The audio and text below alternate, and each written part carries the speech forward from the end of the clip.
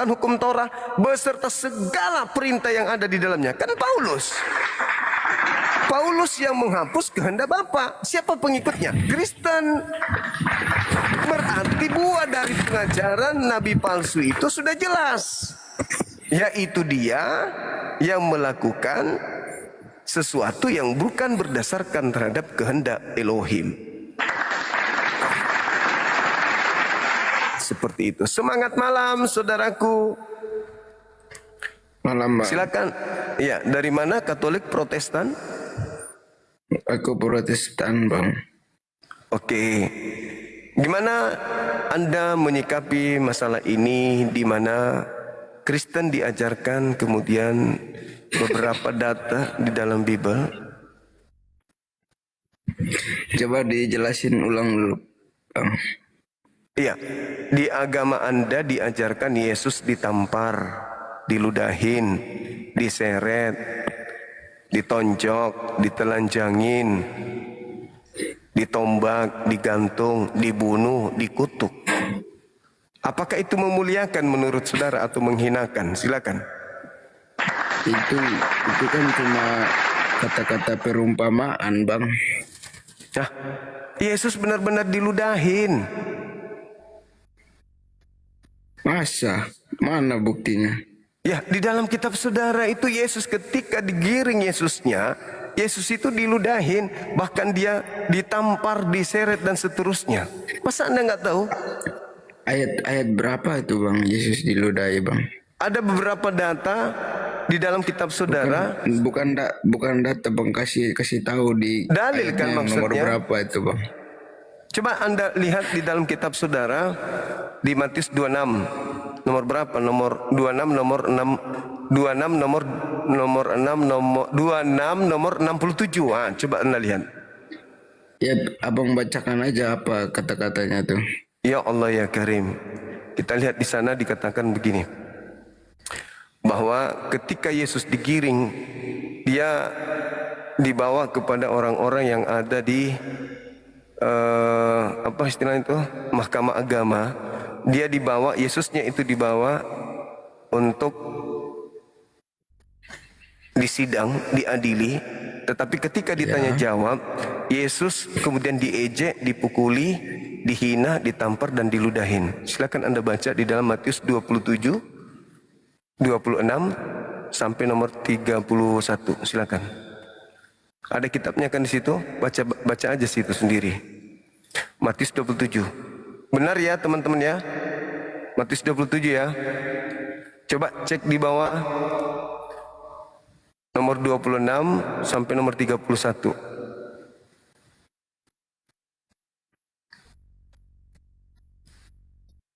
Coba. Ayatnya ulang-ulang, Bang, ayatnya. Matius 27 nomor 26. Mulai dari sana diserahkan untuk disalibkan. Kemudian di data nomor 27-nya itu, di situ Yesus kemudian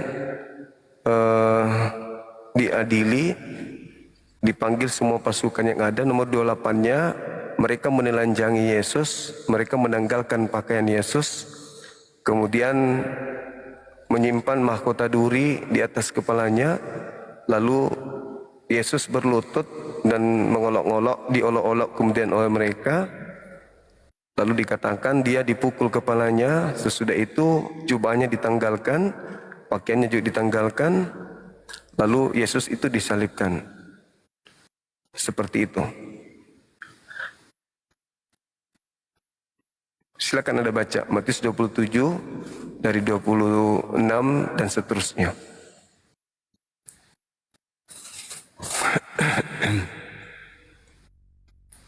Ada ya teman-teman ya? Ya, Ada. udah aku baca, Bang, ya. Terus? Nah itu dia. Bagaimana bisa Apanya, dikatakan dimuliakan kalau dihinakan seperti itu? Nah, itu kan orang-orang ini, Bang, yang nggak percaya sama dia, Bang. Ya itu dia, makanya ajaran seperti itulah yang mencerminkan bahwa Yesus yang kalian maksud Yesus itu sebenarnya bukan Yesus. Terus siapa bang?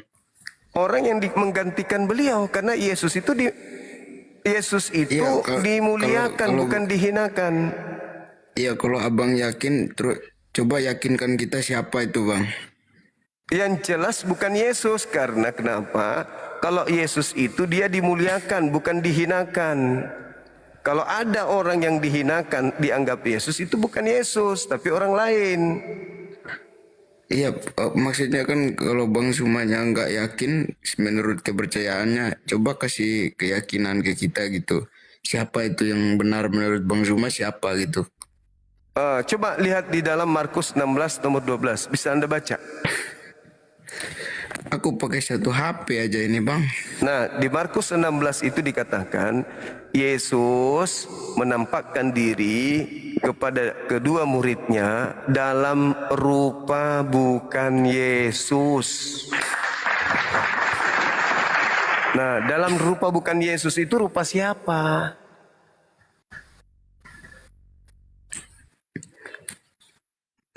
Ya emang Yesus itu Bang. Loh, di situ rupa dalam bukan rupa Yesus. Bagaimana Anda bisa mengatakan itu Yesus sementara itu bukan rupa Yesus? Coba baca Markus 16:12. Lalu Yesus menampakkan diri kepada kedua muridnya dalam rupa bukan Yesus.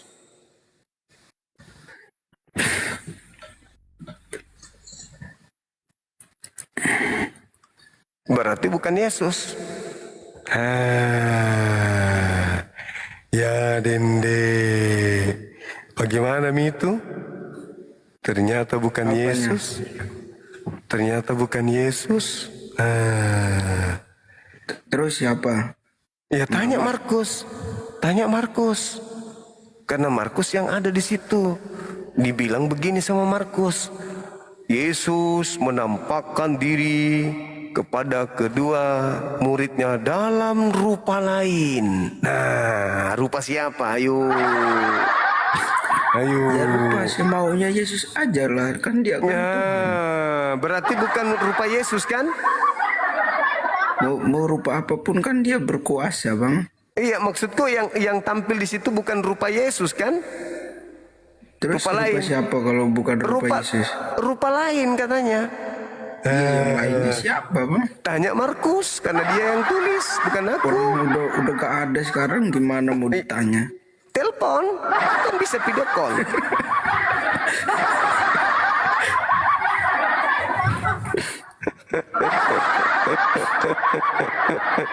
Bang, gue jujur sih ilmu agama gue sih masih cetek Bang gitu maksudnya. Lu kenapa nggak debat-debat sama kayak apologet sih sama gitu biar seru nontonnya gitu Bang? Nggak berani mereka kesini, nggak berani. Kalau lu debat sama orang-orang awam kayak kita mah sama juga kayak si Edis itu debat sama orang-orang Muslim yang Oh awam. enggak, Nggak ada Anda beda lebih jauhnya, pintar. Bang. Sama Anda aja lebih nonton. pintar dari Edis. Anda lebih pintar dari Edis. Edis itu double kosong, dia itu nggak ada ilmu. Dia cuma modal hujat, nggak ada ilmunya. Begitu Kalau kawan. gue sih yang apologet sih gue Yasmin cuma Syukran. senang nontonnya aja. Kalau untuk ngikutin enggak sih Bang. Iya, yang pasti PR Anda telepon Markus tanya Yesus tampil dalam rupa siapa, ya. Nanti kalau sudah tahu infokan ke kita, ya. Mana ada kayak gitu Bang? Loh, kan Markus yang bilang, lalu Yesus menampakkan diri dalam rupa lain. Nah, Anda kan mau tahu rupa siapa? Tanyalah Markus, telepon. Halo Markus, kamu di mana? Aku lagi mancing ini, bah. Kenapa lah? Itu aku mau tahu. Kau tulis itu Yesus dalam rupa lain. Itu siapa? Rupanya siapa? Oh, masa kau nggak tahu? Iya siapa? Penasaran nggak? Iyalah, mau tahu? Iya, mau tahu kali atau biasa-biasa aja? Mau tahu kali? Oh, dalam juga rupa nanya bom-bom aku nanya yang katanya. simpel. Aku nanya yang simpel juga nih Bang. Ternyata dalam rupa bom-bom. Kalau Quran Sahabat itu siapa Guntur yang nulis Yasmin. Bang? Al-Quran sahabat Rasulullah, diantaranya Said, Utsman. Ada bukti sejarahnya Bang yang Oh iya orang dong, yang nyaksiin ditulis. Al-Quran itulah kitab yang sangat-sangat historis, sesuai dengan historis. Iya, karena saking historisnya itu kan pasti ada datanya bang, ada orang-orang yang nyaksiin data sejarahnya gitu ditulis. Iya, tidak mungkin tidak, pasti ada lah. Ya, terus di mana datanya bang? Anda boleh baca di kitab-kitab seperti Sirah Nabawiyah bisa, yang ada di sepengetahuan abang di di mana situ. itu kan? Abang kan orang Muslim. aku Baca di tanya, sepengetahuan hadis abangnya di perintah mana bagaimana Rasulullah memerintahkan, kemudian para sahabat kan menghafal atau menerima Quran. Gini, Husu abang nggak jawab Al-Quran, aja dalilnya itu di mana gitu biar aku ada Husu pencerahan Al-Quran gitu loh, Bang. min arba'ah. Terimalah Al-Quran itu dari keempat sahabatku. Nah, beda dengan Bible. Dengar dulu. Pertanyaanku Beda. simpel bang. Apa tuh? Pertanyaanku simpel gini. Kalau abang yang paham itu kan, yang abang bilang sesuai yang abang jelasin itu tadi ada bukti-bukti sejarahnya, tunjukin aja aku dalilnya gitu, biar aku tinggal baca aja gitu. Cari aja kitabnya, kitab Sirah Nabawiyah. Nah, temukan di situ. Al-Quran nggak ada, Pak. Ada nggak di ini di Quran bang?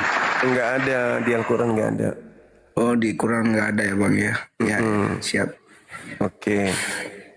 Karena Al-Quran itu diwahyukan oleh Allah ke dalam hati, bukan ke dalam kertas. Woi, kok diwahyukan itu siapa yang nerima wahyunya bang? Nabi Muhammad sallallahu alaihi wasallam. Wih, hebat berarti ya bang ya, bisa ditulis semua isinya ya. Oh, bukan cuma ditulis, dihafal Al-Quran itu. Dihafal Al-Quran itu dihafal, Al-Quran itu ditulis. Al-Quran itu dihafal dan dijaga. Iya bang, aku dengar juga sih saksinya banyak juga aku dengar itu datanya jelas itu. Oke. Berbeda dengan Paulus kan? Kenapa Paulus itu bang? Kalau Paulus itu terima dari mana itu kitab-kitabnya 13? Ya dari Tuhan lah bang. Di mana dalilnya? Ya di Alkitab lah bang. Di mana itu? Tertulis di mana di Bible? Paulus menerima dari Tuhan itu di mana?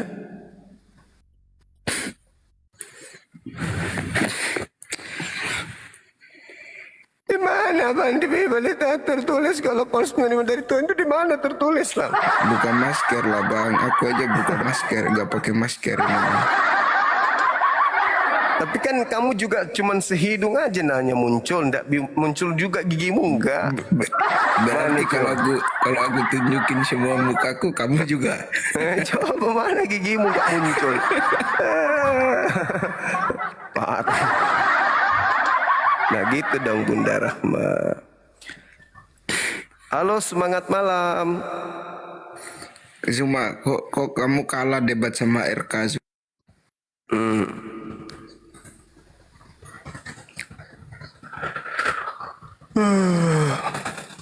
Ngantuk. Nggak ada orang tua tadi itu. Siapa namanya itu orang tua tadi itu? Siapa namanya tadi orang tua itu? Lucu juga sih.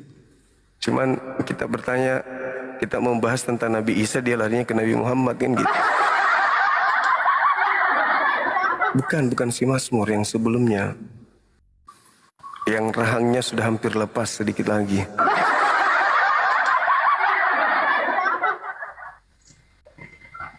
Lupa saya namanya.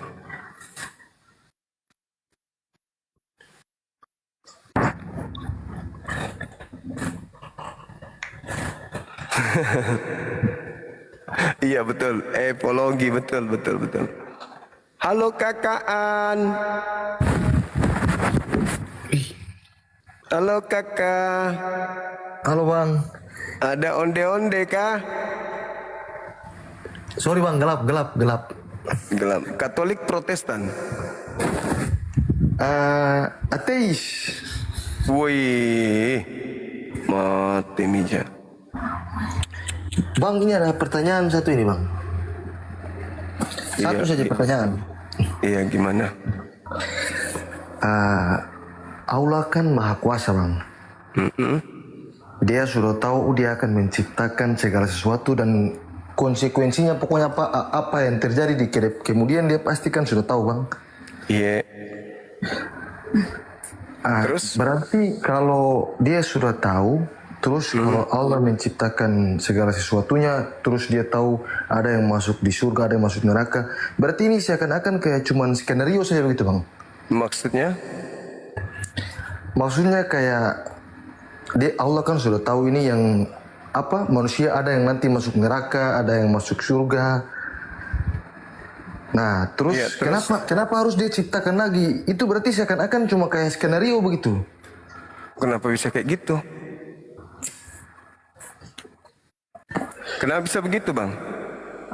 Iya kan, Allah kan sudah tahu. Terus? Terus kenapa harus diciptakan lagi? Loh, maksudnya gimana? Maksudnya gimana kan- itu, Bang? Maksudnya begini bang, saya ulang ya bang. Allah kan maha pengasih, maha penyayang, ya kan? Iya, iya. Dia sudah tahu nanti di kemudiannya nanti manusia ini ada yang masuk neraka, ada juga yang masuk surga nanti. Iya, terus? Nah, terus dia sudah tahu, pokoknya semuanya dia sudah tahu lah. Iya. Lantas hikmah dari penciptaan itu apa bang?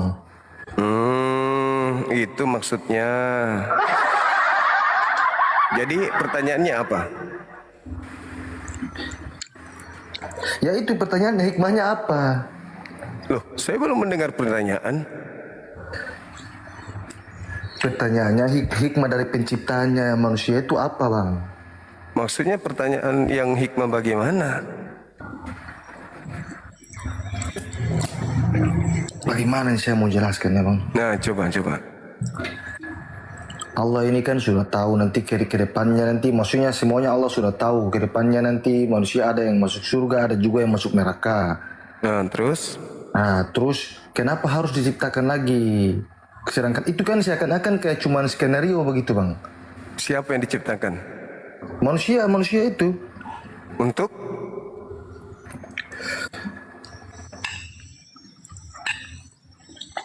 Untuk apa, Bang? Untuk apa diciptakan? Iya. Siapa? Kita manusia. Yang ciptakan kan Tuhan yang ciptakan. Iya, maksudnya ini kan cuma itu kayak skenario begitu saja bang. Siapa yang skenario? Kita sebagai jalan skenario nya bang. Maksudnya gimana itu? Masa abang nggak ngerti bang? Loh, abang jelaskan apa? Gimana sih mau mengerti? Saya kan bilang Ah, Allah sudah tahu semuanya Allah Iya. sudah tahu kejadiannya. Kenapa harus diciptakan lagi? Hikmah dari penciptaan itu apa bang? yang diciptakan di sini siapa? Ya kita manusia, saya butuh penjelasannya, cuma itu saja. Yang menciptakan Tuhan. Iya, Nah, terus kenapa Tuhan menciptakan kalau dia sudah tahu? maksudnya Tuhan kan sudah tahu kita ini nanti ada yang ingkar, ada juga yang ikut sama dia. Terus kenapa dia harus menciptakannya lagi? Selamat Berarti itu- malam. Terus siapa yang menciptakannya? Kenapa kita diciptakan begitu? Nah, itulah yang kutanya. Kalau dia sudah tahu kan, terus kenapa dia menciptakan? Berarti kita kayak korban bang. Kenapa kita jadi korban?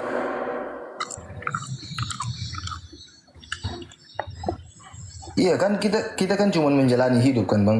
Kita Iya, menjalani, terus? kan? Terus? Nah terus Allah kan sudah tahu kita nanti ada nanti yang sesat, ada juga yang tidak ikut sama ajarannya. Allah tahu itu. Kenapa Allah harus menciptakan kita begitu?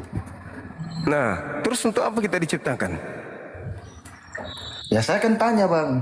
Oh, abang tanya ke saya. Iya. Oh, bilang dari tadi. Gue pikir abang ini mau menjelaskan. Makanya gue, mana penjelasannya? Terus apa pertanyaannya? Silakan. Pertanyaannya, abang nyimak lah, abang nyimak. Iya. Nah, Allah kan sudah tahu. Iya. Kita manusia ini nanti ada yang berbuat ingkar, ya kan? iya. Nah, terus hikmah dari penciptaan kita ini apa? Kita Ya, kita manusia. yang ciptakan. Ya, kan Allah kan sudah menciptakan kita ini. Oh. Nah, dia kan sudah tahu ada kita nanti ada yang ingkar. Kenapa harus diciptakan lagi? Terus pertanyaannya apa? Kenapa muter-muter bagi pertanyaannya itu? Yang mana? Aku belum dengar pertanyaan. Gimana? Kita diciptakan oleh Tuhan. Hikmahnya Iya. kita diciptakan. Terus Begini, Bang. skenario-nya. Begini, Bang. Gimana? Ibaratnya begini.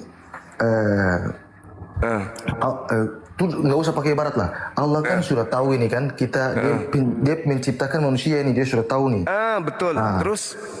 Terus di kemudian hari Allah juga tahu manusia ada nanti yang akan ingkar sama dia. Oke. Oh, saya sudah nangkap. Udah nangkap. Ya. Terus Sudah nangkap. Pokoknya saya sudah tangkap. Dengarkan baik-baik. Oke? ya, Seorang sutradara yang membuat film, dia sudah tahu endingnya, betul? betul. Kalau begitu nggak usah diputar di bioskop, ya. Kan udah dia tahu endingnya sama sutradara kan? Ngapain diputar lagi filmnya? Simpan aja di lemari. Benar nggak? Iya, berarti kita seakan-akan nanti kalau kita Bunda Rahma, saya belum menjelaskan diturunkan. Jadi, aduh, bagaimana saya menjelaskan? Sudah ada orangnya. Saya cuma memancing emosinya supaya narasi saya nanti masuk. Ternyata dibabat juga sama Bunda Rahma. Bunda Rahma yang emosi kayaknya. Jadi Allah Subhanahu wa taala sudah tahu ending dari setiap kehidupan manusia. Kita belum menjalani, Allah sudah tahu ini neraka, ini di surga. Pertanyaannya tadi, kenapa Tuhan biarkan, kalau perlu tidak usah diciptakan? Bukan begitu. Dia masuk neraka bukan karena ditetapkan ke neraka. Dia masuk surga bukan karena ditetapkan masuk neraka. Tapi Al-Quran mengatakan, farikan hada wa farikan haqqa alaihimud dalalah. Sebagian manusia, sekelompok manusia sudah pantaslah mereka mendapat petunjuk. Dan sebagian lagi sudah pantas sesat. Siapa mereka yang pantas mendapat petunjuk, pantas masuk surga? Mereka yang menggunakan akal. Siapa yang tidak pantas masuk surga, yaitu yang sesat, yang tidak menggunakan akal. Kenapa bisa demikian? Wa qulil haqqu mir rabbikum. Kebenaran itu sudah dikasih kan? Ini loh yang benar itu, Yesus itu cuma utusan, jangan kau tuhankan. Yang benar itu cukup kau imani dia sebagai rasul yang datang kepada Bani Israel. Kalau kau imani dia sebagai rasul, kau akan hidup kekal. Tapi kalau kau imani dia sebagai Tuhan, kau akan mati kekal. Ada enggak petunjuknya? Ada. Di mana itu? Di Bible. Al-Quran mengatakan, wa qulil haqqu mir rabbikum faman syaa'a falyu'min wa man syaa'a falyakfur. Kan jelas tuh. Jadi tidak ada yang disembunyikan oleh Allah, kecuali Allah menetapkan si A neraka, si B surga. Tapi Allah menyembunyikan aturan mainnya, membiarkan kita hidup ala kadarnya. Tapi kan tidak. Tuhan menurunkan kemudian ketetapan-ketetapan. Pada zamannya Nabi Musa Torah, pada zamannya Nabi Isa Injil, pada zamannya Nabi Muhammad Al-Quran. Siapa yang mengikuti petunjuk-petunjuk itu, surga. Dan surganya seseorang sudah diketahui oleh Allah terlebih dahulu. Kenapa? Karena bagi Allah tidak ada detik, menit, ruang waktu, nggak ada. Begitu juga siapa yang masuk neraka, Allah sudah tahu. Nah, setelah ditelisik siapa yang masuk surga, oh ternyata dalam hidupnya mereka menjalankan aturan main. Setelah ditelisik siapa yang masuk neraka, oh ternyata ketika dia hidupnya dia menyembah anak orang. Maka dikatakan pantaslah mereka mendapat petunjuk, dan pantas juga mereka menjadi sesat. Itu pilihan, karena mereka tidak menggunakan akal sehat. Bukan berarti Allah menciptakan manusia, oh ini si fulan, kau sudah kutetapkan ya, kau kutetapkan, pokoknya kutetapkan kau masuk neraka. Oh enggak bisa begitu. Tuhan tidak begitu. Tapi Tuhan tahu ini si Bokir mati neraka, ini Bom-Bom neraka, ini Edis neraka. Allah sudah tahu. Kenapa bisa? Ya karena bagi Tuhan tidak ada waktu, tidak sama seperti makhluk. Begitu saudaraku. Mudah-mudahan bisa dipahami dengan sesederhana itu ya. Silakan. Ada lagi? Saudara Liza, halo selamat malam. Malam Bang.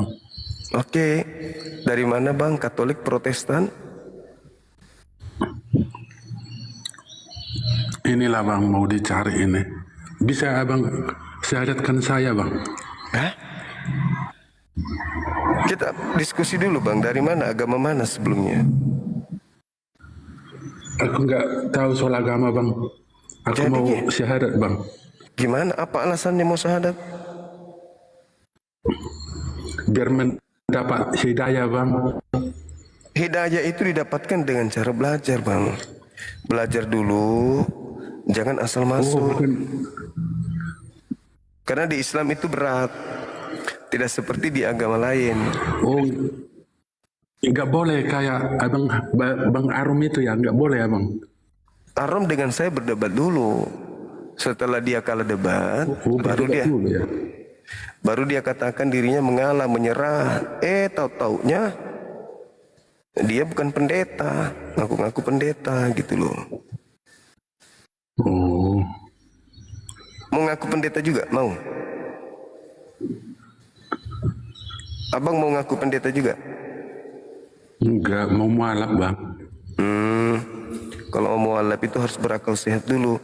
Arom itu kan tadinya Islam, kemudian dia murtad gara-gara pacaran sama orang Kristen, sudah berapa kali masuk gereja, sudah pindah agama, sudah mengaku Yesus Tuhan.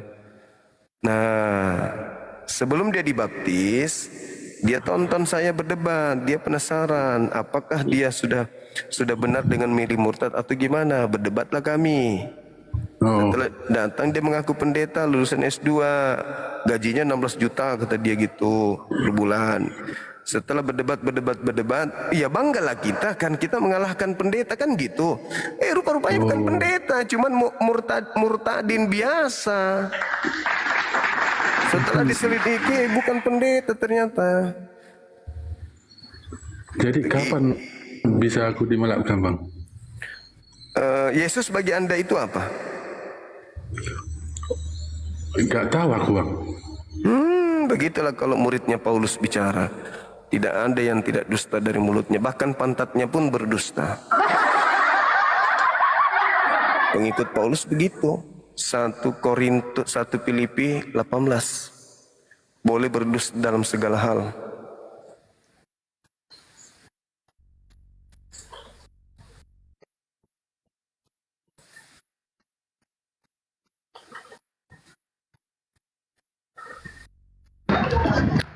Assalamualaikum warahmatullahi wabarakatuh. Waalaikumsalam Masya Allah, warahmatullahi Bang. wabarakatuh. Siap. Salam dari Aceh, Bangku. Masya Allah. Ya, makasih. Masya Allah, luar biasa bang ini. Halo saudara Hizkia. Halo. Saudara Hizkia. Mau kemana?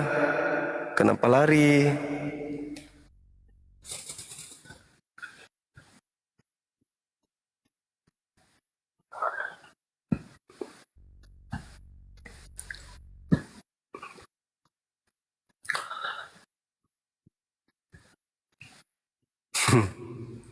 Tiang listrik. Halo, selamat malam. Halo.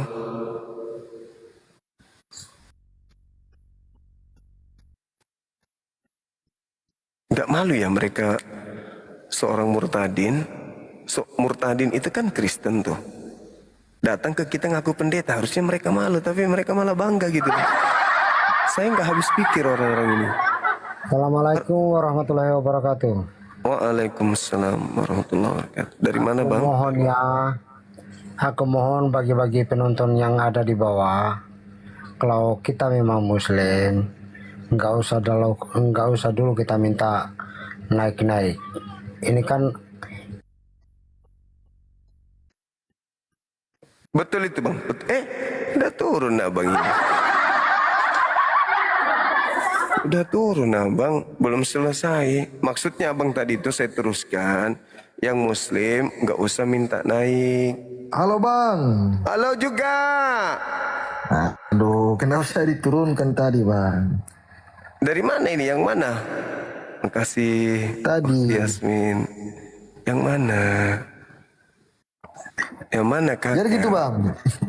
Saya belum puas tadi pertanyaannya tadi Bang. Ya, coba apa pertanyaannya? Yang tadi saya tanyakan tadi tuh Bang. Yang mana? Atau mau saya ulangi lagi? Boleh, boleh, boleh.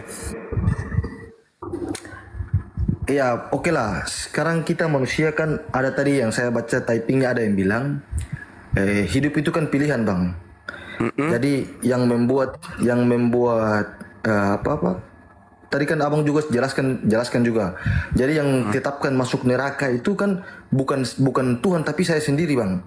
Betul. Ya kan Bang? Benar. Ya. Jadi kita kembali lagi Bang. Iya oke, taruhlah saya berbuat ingkar terus saya masuk neraka Bang. Tapi sebelum itu kan Tuhan sudah tahu saya akan begitu Bang. Saya akan berbuat ingkar itu pasti kan Tuhan sudah tahu saya akan berbuat ingkar Bang. Iya. Ya. Terus kenapa harus diciptakan lagi Bang? Sedangkan Tuhan sudah tahu bahwa saya akan ingkar. Ada nggak yang bisa mengatur Tuhan? Ya itu memang nggak ada. Tapi berarti kita ini korban dong Bang. Kita korban. Jadi gini abangku, Allah di dalam Al-Quran menjelaskan la yus'al amma yaf'al. Allah itu tidak ditanya apa yang Allah kerjakan, tetapi kita lah wahum yus'alun, kita lah yang ditanya. Kita ini untuk sekedar diskusi dengan Allah sebelum kita dicipta. Ya Rabb, ciptakan aku menjadi seorang laki-laki ya, atau seorang perempuan lahir dari seorang rahim. Itu enggak ada hak. Kita seketika itu Allah ciptakan kita, udah selesai. Tugas kita tunduk.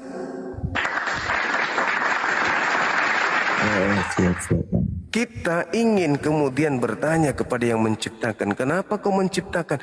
Bukannya kita harus bersyukur tuh, dikasih mata, dikasih hidung, dikasih kehidupan, punya anak, punya istri, punya keluarga, punya kehidupan. Coba Anda lihat monyet kerah, betapa rindunya dia ingin menjadi Anda. Andaikan monyet masuk ke posisi Anda masuk ke posisi monyet, hiduplah seperti monyet. Tapi andai saja monyet itu bisa jadi Anda, maka kemungkinan monyet itu akan menjadi taat menyembah kepada yang telah memberikan 2 biji mata kepadanya. Anda sibuk mencari kenapa Anda enggak menyibukkan diri Anda untuk berterima kasih kepada Dia yang telah memberikan kehidupan yang begitu sempurna? Malah justru memperbodoh diri. Kalau kau sudah tahu saya ke neraka, kenapa kau ciptakan aku? Kalau aku jadi Tuhan langsung ku tampar ketepak. Bodoh bahlul. Aku justru sayang samamu. Aku ciptakan engkau dan aku siapkan tempatmu kembali, yaitu surga. Dengan pola sederhana, cukup kau tunduk kepada aku, ikuti, ku kasih kau surga. Kenapa kau memperbodoh diri? Andaikan saja aku suruh kau dengan beban berat tanpa aku berikan fasilitas, aku berikan kepadamu untuk kau sujud, bentuk badanmu bisa sujud kan? Kenapa sapi tidak aku perintahkan sujud? Kenapa dia nggak bisa ruku? Karena sapi bodinya, bentuk badannya memang kuperuntukkan bukan untuk melakukan sujud. Tidak seperti kamu. Maka kaulah yang bersyukur. Punya mata, punya kemampuan berkarya. Kau bisa menikmati hidup. Malam pengantin kuciptakan kau perempuan. Anak-anakmu aku berikan lagi dengan kasih sayang. Kurang apa lagi saya? Sekedar hanya untuk sujud kepadaku kau nggak mau. Malah protes. Aku tidak semena-mena memasukkanmu ke neraka. Enggak. Aku kasih kau akal, aku kasih kau kesempatan untuk mencari aku, temukan aku. Habis itu sembah aku, sederhana kan? Memang kau kurang ganteng apa, kurang tampan apa? Apakah kamu kurang kegagahan ketika kau sujud kepadaku? Masa matamu yang 2 itu sekedar aku hanya minta kau sujud kau tidak mau? Ya sudahlah, aku cabutlah 1. Aku cabutlah 1 itu kalau gitu. Oh jangan Tuhan, ya sudah kau tunduk ikut berserah diri kepadaku. Aku siapkan surga. Mau enggak? Enggak mau Tuhan. Terus apa mau? Hilangkan aku. Itu mau, aku enggak mau. Aku hilangkan kau nanti, tapi tunggu aja di neraka. Aku yang berkuasa, aku Tuhan, bukan kau yang Tuhan. Aku cuma minta kau kok sujud padaku susah kali. Sementara kau melawan sakit gigi aja kau tak sanggup. Melawan rasa ngantukmu aja kau tak sanggup. Bahkan menahan mu saja kau nggak bisa. Terus kau melawan aku, tuyul. Kau mau melawan aku. Cuman ciptaan yang hina yang kubuat dari tetes air sperma mau melawan aku. Oh, tunggu kau ya. Tunggu kau. Nah, itulah makanya Tuhan itu tetap penyayang. Bukan karena Tuhannya Kristen itu tidak benar maka dia dibuat miskin. Orang Kristen dibuat sakit, orang Hindu dibuat lumpuh dan seterusnya. Lalu yang benar Tuhannya itulah yang sehat, yang kaya. Bukan. Tuhan memberikan segala-galanya. Mau dia disembah, mau tidak disembah, silakan nikmati. Apa yang aku berikan, fasilitas yang aku berikan, silakan kau nikmati. Matamu kau tidak beli, bukan kau bikin sendiri. Tanganmu bukan kau beli, bukan kau bikin sendiri. Aku yang kasih, tapi kau tidak pernah ingat sama aku. Malah kau sibuk. Kenapa Tuhan itu? Kenapa Tuhan itu? Kau siapa rupanya? Kau yang berkuasa atau aku sebenarnya? Kau lah jadi Tuhan kalau kau bisa. Borok-borok jadi Tuhan, kau melawan rasa, kau melawan ngantukmu aja kau tak sanggup mau jadi Tuhan kau. Jadi apa yang harus aku perlu? Tunduklah, berserah diri, lembutkan hatimu. Sujudlah kepada aku sayang kamu kok. Aku siapkan surga, aku berikan segala apa yang kau butuhkan. Fasilitas yang ada, aku berikan samamu. Kan aku tidak membebanimu. Bahkan aku mengatakan apa? Wa qulil haqqu mir rabbikum. Kebenaran itu semuanya telah kutorehkan melalui kitabku, melalui nabiku. Barang siapa yang mau beriman, silakan beriman. Barang siapa yang mau kafir, silakan kafir. Toh di bumi tidak ada aturan. Wahai orang-orang kafir, janganlah engkau makan babi. Enggak kok. Wahai orang-orang munafik, enggak kok. Saya kasih aturan, enggak. Wahai orang-orang munafik, dirikanlah salat, bayar zakat. Enggak. Orang-orang kafir mah bebas. Aku tidak ada aturan sama mereka. Tapi yang tunduk kepada aturanku disebut beriman. Mereka lah yang berhak mendapatkan surgaku. Tapi kalau kau mau hidup ala binatang, la ikraha fiddin. Tak ada paksaan, silakan aja kau hidup. Fa'alhamaha fujuraha wa taqwaha. Karena aku tahu hambaku yang bernama manusia, ada yang kemudian berpotensi menjadi jahat, ada juga yang berpotensi menjadi takwa, takut kepadaku. Nah, sekarang Anda posisinya di mana? Oh, saya nggak mau. Siapa suruh dia ciptakan? Oh, tunggu kau ya. Tunggu kau. Sedikit lagi kubuat matamu katarak, mampus kau. Sedikit lagi kubuat kau kena asam lambung, asam urat, mampus kau. Kau melawan sama aku. Aku yang menciptakanmu. Biji matamu itu emang nenekmu yang buat. Aku yang membuat. Sekarang kau malah melawan sama aku. Oke, tunggu. Kita saksikan nanti siapa yang hebat, kau atau aku. Gitulah. Jadi kita ini dicipta oleh Allah untuk beribadah. Kita sudah dicipta begini sempurna, coba. Kuasa apalagi, kurang kuasa apalagi Tuhan itu sama kita. Kita tidur nyenyak, ngorok. Jantung berdetak sendiri, tepak. Darah mengalir sendiri, ginjal bekerja sendiri, hati bekerja sendiri, paru-paru memompa sendiri. Bukan kita yang memproduksi, bukan kita yang mengatur itu jantung, bukan kita yang menjaga paru-paru. Siapa? Yang pemiliknya. Bukan kita yang menahan kemudian laju gigi bertumbuh. Coba, kalau Tuhan pencipta langit dan bumi tidak menjaga gigi ini supaya nggak bertumbuh, bagaimana panjangnya gigi sekarang? Bagaimana saya mau ngomong? Gigiku udah sampai di lantai. Siapa yang menjaganya? Aku sendiri. Enggak, ini kuku semakin panjang. Nutrisi masuk, gigi tidak memanjang, cuman kuku. Bayangkan kalau gigi memanjang, bulu mata memanjang, gimana mau berkedip? Tiap hari harus gunting bulu mata. Paru-paru kita ini, lidah tidak tumbuh seperti tumbuhnya kuku. Bagaimana kalau lidah kemudian tumbuh seperti rambut? Diam-diam kita cakap, diam-diam. Pas begitu bersin, lidah menjalar 1 meter ke depan. Kayak mana itu? Siapa yang menjaga pertumbuhannya supaya tidak bertumbuh seperti rambut lidah itu? Kita. Bukan. Kita cuma modal pakai doang. Tuhan yang kasih itu semua. Ini tulang rusuk. Dari kecil yang bertumbuh itu adalah tulang paha, tulang betis sehingga kita meninggi. Tulang rusuk siapa yang menahan sampai dia hanya sebatas ini saja? Coba kalau dia bertumbuh sama seperti rambut, maka dia tulang rusuk ini sudah melilit badan kita ini seperti terali, seperti per. Siapa yang menahan kita? Bukan. Orang tua bukan juga. Aku, kata Allah, aku yang menjagamu. Aku yang mengatur itu semua. Aku susun kemudian tubuhmu. Aku susun darahmu, nadimu, semuanya. Bahkan kau tidak tahu. Kau hanya make. Pernah kau lihat lubang pantatmu? Enggak. Kau pernah lihat lubang kupingmu? Enggak. Tapi kau sombong sama aku. Sekedar melihat batok kepalamu belakang saja? Enggak. Itu yang kau pakai tidur kan? Iya. Kau tahu rohmu? Enggak. Padahal sejak kau lahir sampai kau mati, rohmu itu adalah kamu sendiri. Rohmu itu adalah kamu. Kau pernah lihat dirimu? Enggak. Tapi ada rohmu? Ada. Kau tahu seperti bentuknya apa? Enggak. Kau pernah melihatnya? Enggak. Tapi kau masih sombong sama aku. Hah? Kucungkil juga matamu, kata Tuhan. Rohmu yang dimana kau pergi, dia menyertaimu. Bahkan kau mencari aku, bertanya-tanya tentang aku, menyesali tentang aku ciptakan kau juga pakai rohmu. Tapi kau nggak tahu roh itu yang mana. Kau perlihatkan begini, itu tanganmu. Kau perlihatkan begini, itu kakimu. Begini, itu kepalamu. Begini, itu matamu. Itu hidungmu. Terus kamu yang mana? Kau sudah tahu dirimu yang mana? Nggak tahu. Terus kenapa kau membangkang sama aku? Orang-orang lain bisa sujud kok.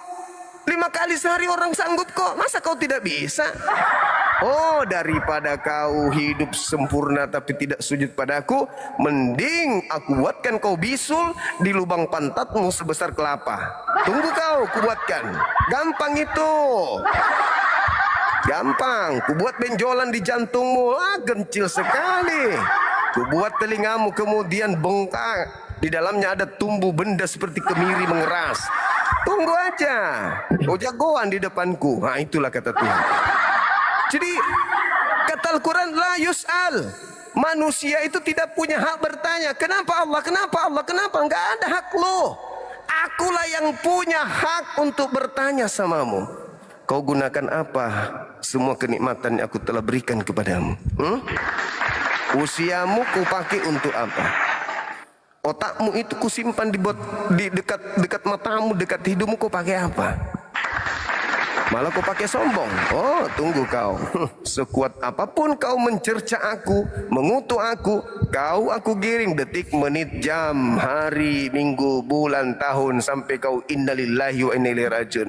Kau ketemu dengan malaikatku di alam, di bawah tanah, baru kau tahu diri. Oh Tuhan, kembalikan aku ke bumi.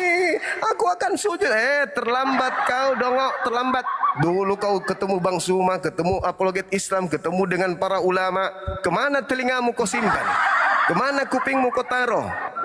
Kemana hatimu? Sekarang kau nggak bisa. Kau di situ menunggu sampai kau masuk dalam neraka. Itu bang, makanya kita kasih akal supaya kita itu berkesinambungan dengan Tuhan kita. Karena ada dua yang dititipkan Tuhan kepada kita manusia untuk kita connect dengan Tuhan. Apa itu? Pertama adalah akal, kedua adalah ruh. Dua serpihan cahaya inilah yang Tuhan titipkan kepada diri kita. Kalau kita mengenal dua ini, maka kita akan sampai kepada Tuhan. Begitu Pak Eko. Kok kamu lagi di pohon? Mana sih bang? Oke bang. Orang lagi serius kok lagi panjat nih. Gimana lagi? Oke bang, terima kasih bang. Oke. Cukup. Cukup, itu yang saya tanyakan. Oke, thank you, terima kasih banyak. Utang saya sudah terbayar. Oke. Besok naik lagi bang, sini bang. Insya syarat. Masya Allah. Oke bang. Oke. Ya, sip, makasih. Oke, saudara-saudaraku non muslim, silakan naik. Aku masih kuat di sini, silakan. Paulus Wilkan unggul. Oke, saudara Paulus, kaukah itu Rasul? Kaukah itu Rasul? Terdengar suara. Semangat malam. Selamat malam. Ya, dari mana bang? Dari tadi. Dari tadi? Dari Jogja, iya. Oh. Dari Jogja. Oh, dari Jogja. Silakan.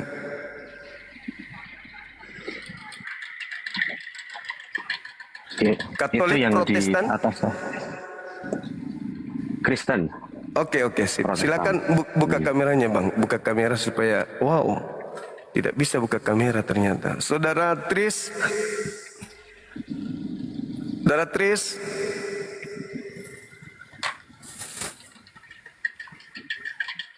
Ya, gimana, Bang? Gak bisa buka kamera ya? Nggak bisa.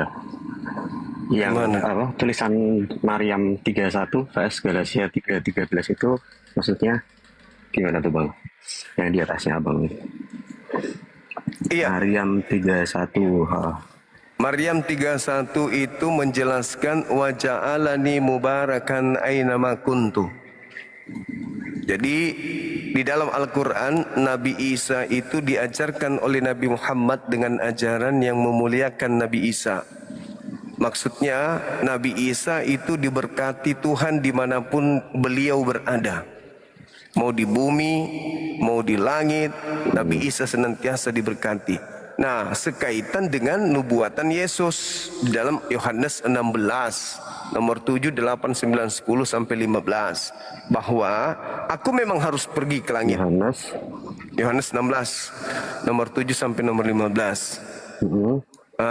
Setelah aku terangkat akan datang roh kebenaran, di mana roh kebenaran itu akan memuliakan aku. Nah, di Islamlah tempatnya Nabi Isa atau Yesus dalam pandangan Kristen itu dimuliakan. Sedangkan kalau di Kristen Yesus tidak dimuliakan, ditampar, diseret, diludahin, ya, ditoncok mukanya, di depan umum lagi diperbuat seperti itu. Pakaiannya dibagi-bagikan, tinggal sempak aja, lalu digantung, habis itu ditombak, lalu dibunuh dan dikutuk pula tuh di situ. Betapa hinanya beliau. Berarti roh kebenaran itu bekerja di kami di Islam, tidak bekerja di Kristen. Karena ketika roh kebenaran itu datang, dia memuliakan aku. Nah, tempat dimuliakan hanya ada di Quran. Kalau di Bible, Yesus itu malah dihinakan, dikutuklah, ditamparlah, diseret, ditoncok. Itu penghinaan terhadap Yesus. Nah, maka muncul pertanyaan, siapa yang mengajarkan Paulus kalau Yesus itu mati dengan jalan kutuk? Begitu abangku. Tak bisa buka kamera beliau ini teman-teman. Belum cukup ininya, gimana dong? Saya kembalikan ke moderator. Silakan saudara. Baik, yang saya tahu sebagai seorang Kristen itu ketika kita menjadi apa ya, katakanlah sosok Yesus atau sosok yang bisa, kalau dalam teman-teman Muslim itu menyampaikan ketika menyampaikan suatu kebenaran, bahkan Isa sendiri atau Yesus sendiri di Injil itu kan disampaikan bahwa aku pun datang ke tempatku atau di tempat tinggalku pun aku ditolak gitu. Jadi memang ketika ada sesuatu yang benar dan orang-orang itu melihat bahwa kebenaran itu ternyata sikap hidup kita itu ternyata tidak sesuai dengan apa yang disampaikan oleh Yesus pada saat itu, makanya mereka menolak. Karena kan pada saat itu, terutama kalau di Galatia 3 ayat 13 itu kan disampaikan bahwa Kristus itu kan menggantikan kita sebagai istilahnya korban, sebagai korban terhadap hukum Musa atau hukum Taurat itu, di mana kalau hukum Musa atau hukum Taurat tidak dilakukan secara penuh, itu kan dianggap berdosa dan hukumannya adalah hukuman mati atau diasingkan kayak gitu. Makanya ketika Yesus itu berusaha menunjukkan bahwa aku datang dari Allah, aku datang dari Bapa, dan ketika orang-orang menolak, maka ketika dia tidak bisa secara terang-terangan, Yesus bilang bahwa aku adalah Tuhan, karena ketika dia bilang aku adalah Tuhan, Tuhan yang ada di benak mereka itu adalah Bapa atau Elohim. Nah, makanya Yesus tahu bahwa dia bukan Elohim, dia bukan Bapa, tapi dia menyampaikan hal-hal bahwa aku itu sama seperti Bapa, bahwa aku ada sebelum Abraham, aku ada seperti itu. Makanya ketika para ahli Taurat dan orang Farisi tahu, oh ini semacam penghinaan ya. Orang ini sudah menghina karena dia menyamakan dirinya dia dengan Allah atau dengan Elohim atau Yehova atau Adonai itu. Dia mau dihukum atau saat itu mungkin awalnya kayak mau dirajam, tapi pada akhirnya Yesus itu sampai pada dia harus disalib begitu. Nah, sebenarnya salib ini mungkin sebagai suatu tanda yang hina, tapi dengan salib ini, meskipun itu adalah tanda kehinaan bahwa salib itu kan biasanya digunakan untuk menghukum orang-orang yang berdosa, tapi dengan cara ini itu bisa menebus kita semua yang tidak bisa, istilahnya tidak bisa menjaga hidup kita supaya tetap baik, supaya tetap mengikuti ajaran Tuhan, supaya kita itu diselamatkan. Seperti itu yang saya ketahui. Iya, terus dari mana Paulus mendapatkan pengetahuan kalau Yesus yang mulia ini itu mati dengan jalan kutuk untuk menebus dosa-dosa orang-orang di luar Yahudi, Katolik, Protestan, Indonesia? Itu gimana? Paulus dapat ilmu dari mana itu? Yesus yang kami percaya pasti.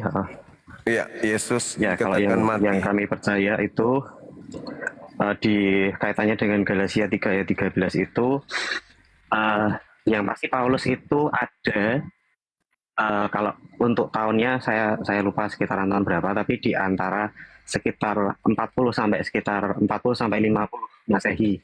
Jadi kurang lebih ya sekitar 10 kurang 5 atau 10 tahunan sejak Yesus wafat. Jadi dia mengenal para rasulnya, dia mengenal orang-orang yang pada saat itu melihat sendiri kesaksian bahwa ada orang bernama Yesus, dia memberitakan kerajaan surga dan dia wafat, disalib, dia bangkit dan dia naik ke surga. Jadi pertama dia tahu secara relasinya dengan orang-orang para rasul dan juga murid-muridnya para rasul, dan juga dia juga diilhami oleh Roh Kudus sendiri semenjak dia ketika dalam perjalanan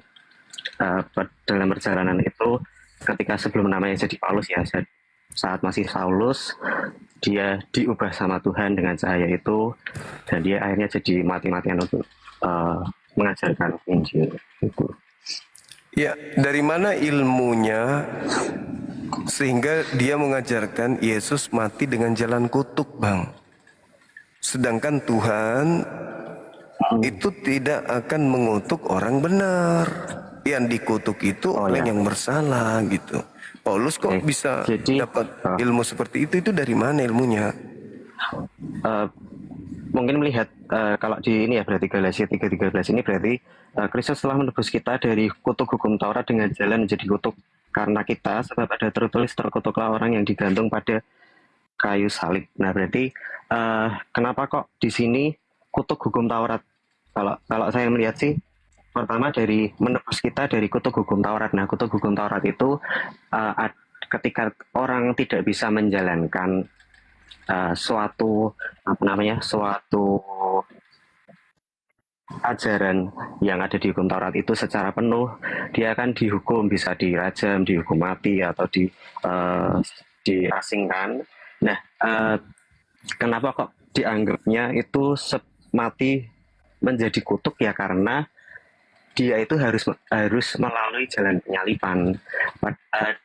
Kan kalau bisa dibilang di orang-orang pada zaman itu, orang akan tahu ketika orang disalib itu dia pasti bersalah. Berarti secara tidak langsung dengan Yesus disalib itu adalah mati secara dalam tanda kutip terkutuk seperti itu. Tapi sebenarnya bukan Yesusnya yang bersalah, tetapi dia menanggung dosa kita karena kita tidak bisa menjalankan itu hukum Taurat atau hukum Musa pada saat itu. Karena tidak ada orang yang sempurna, tidak punya dosa yang bisa menahan semua itu. Pasti kita akan dihukum mati karena kita tidak bisa menjalankan hukum Musa atau hukum Taurat itu. Jadi menggantikan kita yang tidak bisa menjalankan secara utuh atau penuh hukum Taurat itu dengan cara mati yang bisa dibilang mengenaskan atau mati secara kutuk itu tadi. Kalau itu sih menurut aku sendiri ya Bang. Ini Paulus pasti diilhami oleh Roh Kudus untuk menulis perkata-perkata ayat per ayat itu. Roh kebenaran Jadi itu kan, abangku, menurut Yesus, roh kebenaran itu datang memuliakan, bukan datang menghinakan. Berarti yang datang kepada Paulus ini bukan roh kebenaran, tapi roh jahat. Bukan, maksudnya kalau misalnya dalam konteks yang akan datang setelahku adalah roh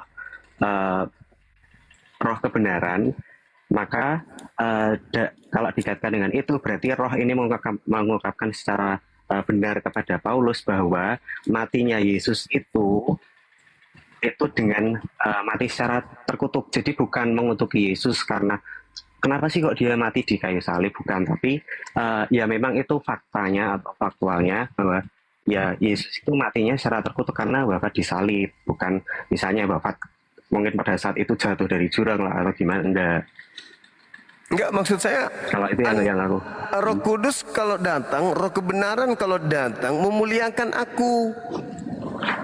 Kenapa ada orang yang disalib dikira Yesus dan dikatakan dia mati dengan jalan kutuk untuk menebus dosa-dosa orang yang jahat. Ini roh kebenarannya kok kerjanya kok kayak gitu nih. Roh kebenaran itu mengajarkan tentang Yesus yang baik. Di mana Yesus itu baik. Kan gitu, Bang. Yohanes 16 nomor 7 sampai nomor 15, roh kebenaran itu datang untuk mengajarkan orang-orang memuliakan Yesus, bukan menghinakan Yesus. Berarti yang datang kepada Paulus ini bukan roh kebenaran. Roh apa yang suka membenci Yesus, yang ingin membunuh Yesus, yang ingin menghujat Yesus, itu roh mana? Itu kan iblis. Nah, sedangkan kalau Anda memaksakan penyaliban itu sebagai keselamatan, Anda mengatakan bahwa di dalam Torah siapa yang melanggar Torah itu akan dikutuk. Betul. Tapi yang melanggar Torah aja yang kemudian yang dikutuk. Bukan orang yang tidak melanggar Taurat. Kristen mana ada melanggar Taurat? Kristen itu bukan penganut Taurat. Jadi Kristen mau makan babi, mau makan anjing, mau ibadah Sabtu, Minggu, Rabu, Kamis. Kenapa? Karena roh yang datang kepada Paulus menghantarkan orang-orang percaya Yesus mati dengan jalan kutuk. Sedangkan pencipta langit dan bumi dalam hal ini Tuhannya Yahudi tidak ada menebus dosa atau menerima persembahan dari makhluknya, utamanya Bani Israel, dengan persembahan darah manusia. Tuhan Elohim enggak mau. Dia maunya darah binatang saja, bukan darah manusia. Bahkan Tuhan akan mengutuk dan melenyapkan orang-orang yang mempersembahkan darah manusia.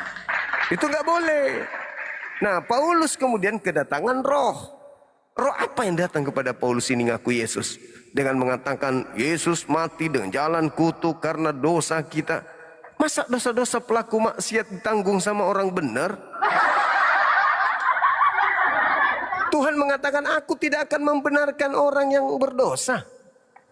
Tidak akan. Orang berdosa kalau mau dibenarkan ya harus bertobat. Begitu, Bang. Abang sudah paham dari sana? Udah? Abang sudah paham apa yang saya jelaskan? Saya tadi nggak dengar apa yang dia.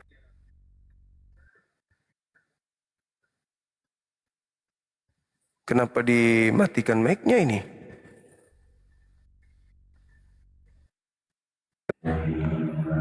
Abang sudah dengar apa yang saya katakan barusan? Tadi saya nggak fokus bang. Tadi dia mutar-mutar bang.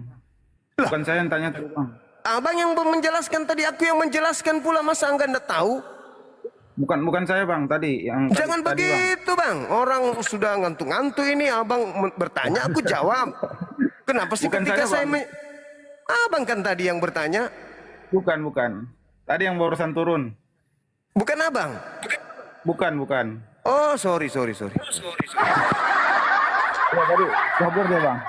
Kabur. Abang dari mana? Katolik, Protestan? Saya nggak percaya agama, Bang. Itu. Ada pertanyaan yang membuat saya nggak percaya agama, bukan berarti saya nggak mau beragama. Saya nggak berhenti di situ. Saya malah mencari kebenaran. Maka saya melepas agama saya bagus. dulu. Ya, dulu apa? Islam.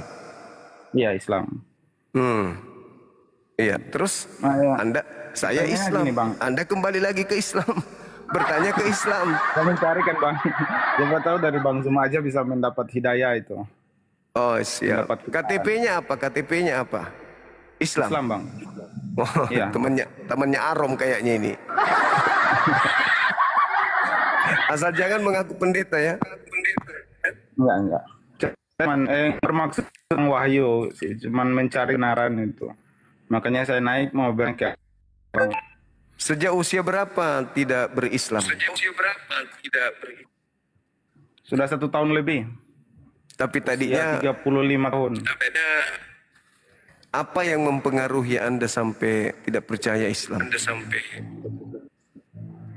Saya melihat agama itu sudah menjadi alat kepentingan pribadi dan politik. Dan di tempat saya itu rata-rata begitu, Bang. Makanya saya bilang, oh ini kok saya mencari kebenarannya di mana? Sementara semua orang yang saya temui itu rata-rata memanfaatkan agama sebagai alat kepentingan politik atau pribadi. Iya, Itu, Bang. silakan. Makanya saya udah lepas dulu. Pertanyaannya Ya, gini, Bang. Saya mau bertanya nih. Saya melihat ketidakkonsistenan Tuhan pencipta itu. Ketika dia memberi pesan dan mengutus nabi yang berbeda. Misalnya gini, ada pesan yang berbeda itu di Imamat 11 kan. Di situ tidak memperbolehkan hewan yang dimakan itu kuku terbela dengan memama. Itu yang diperbolehkan. Nah, selain dari itu tidak diperbolehkan. Ya. Nah, kenapa di Islam memperbolehkan unta untuk dimakan? Sementara dia tidak masuk dalam syarat kuku terbelah. Itu, Bang. Apa dasarnya umat Islam memperbolehkan unta itu untuk dimakan? Sementara jelas di Imamat 11 itu tidak memperbolehkan salah satu syarat yang tidak memenuhi syarat itu, Bang. Misalnya kan yang diperbolehkan itu kuku terbelah dengan yang mengunyah. Nah, unta tidak memenuhi salah satu syarat, yaitu kuku terbelah. Iya. Itu pertanyaannya, Bang. Apa dasarnya umat Islam memperbolehkan unta untuk dimakan? Oke. Tapi Anda percaya ada Tuhan? Iya, saya percaya, Bang. Oke. Tuhan itu harus ditaati kan? Iya. Kalau Tuhan perintahkan abang membunuh anak abang, abang mau? Kalau sudah masuk ranah iman, wajib. Pintar. Tunduk patuh. Sekarang hukum tentang binatang, halal haramnya yang datang di dalam Torah itu berlaku untuk siapa, Bang? Bani Israel. Nah, boleh nggak hukum itu ditakar untuk Islam? Nah, itu yang saya minta penjelasannya, Bang.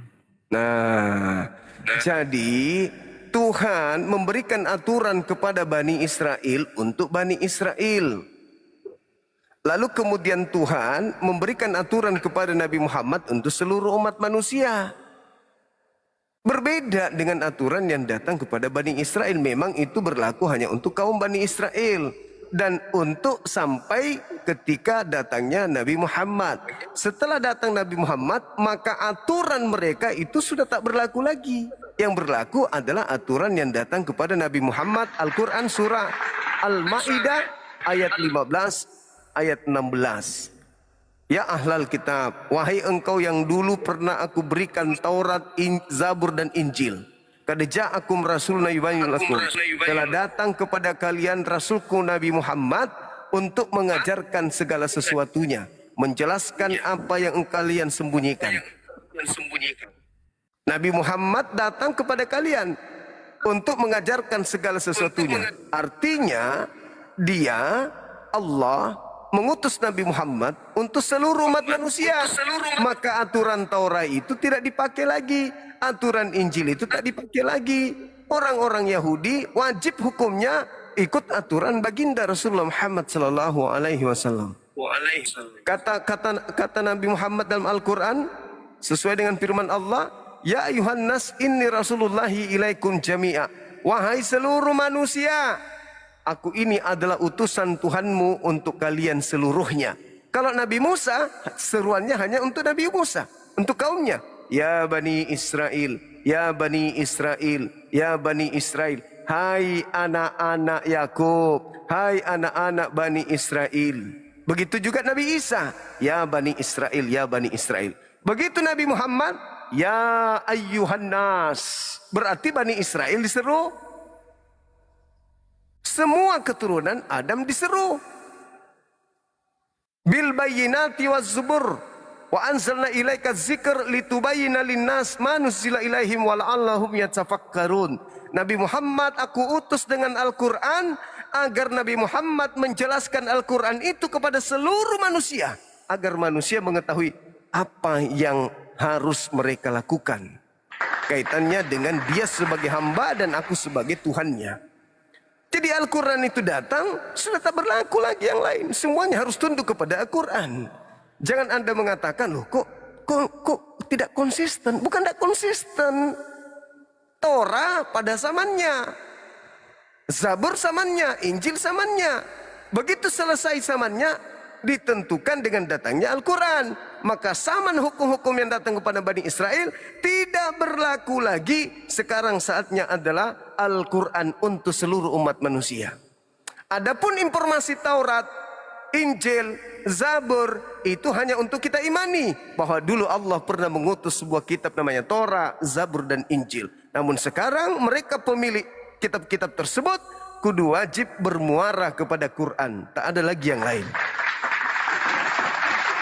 Begitu saudaraku. Yang Anda pelin-pelan itu kalau Taurat masih dipakai, Al-Quran masih dipakai, Anda berada di tengah. Loh, ini yang mana yang harus dilakukan ini? Nggak bisa begitu. Karena Taurat zamannya sudah selesai. Sekarang zamannya Al-Quran. Zamannya Orde Lama, Orde Baru sudah tak ada. Sekarang zamannya reformasi. Maka semua ketetapan Orde Lama dan Orde Baru melebur di dalam reformasi. Begitu abangku. Jadi nggak bingung lagi gitu loh. Iya bang, cukup bang. Sangat banyak yang saya ilmu ini bang. Ya Masya Allah. Subhanallah. Oh abang dari mana ini? Aceh? Sulawesi Utara, Manado. Oh Manado. Iya. Oke. Sip. Ya. Oke bang, makasih bang. Baik saudara, makasih.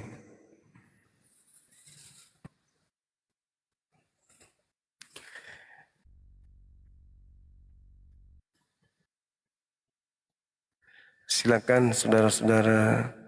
Ini pembunuh Tuhan ini. Ini pembunuh Tuhannya orang Kristen ini. Kita interogasi dulu dia.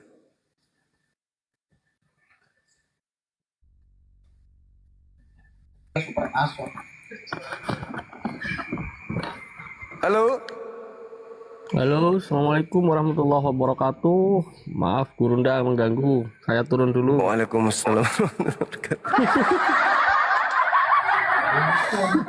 Inilah tentara yang paling hebat di bumi ini, tentara Romawi. Tuhan dibunuh. Ya, maaf. Saya adalah tentara Romawi dari berbagai negara Romawi. Masya Allah. Nama akunnya bagus. Sangat menyakitkan.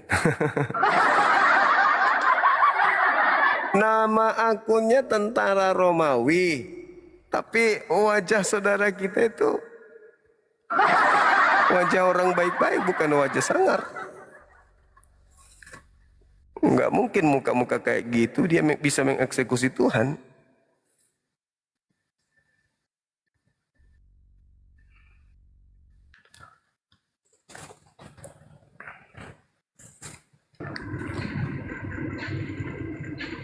Halo, selamat malam.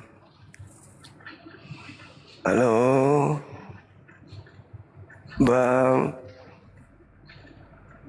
Halo, Bang.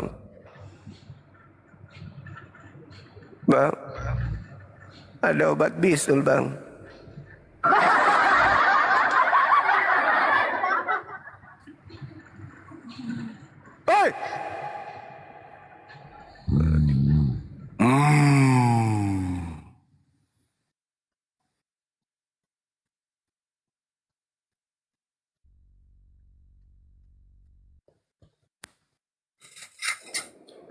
Horas.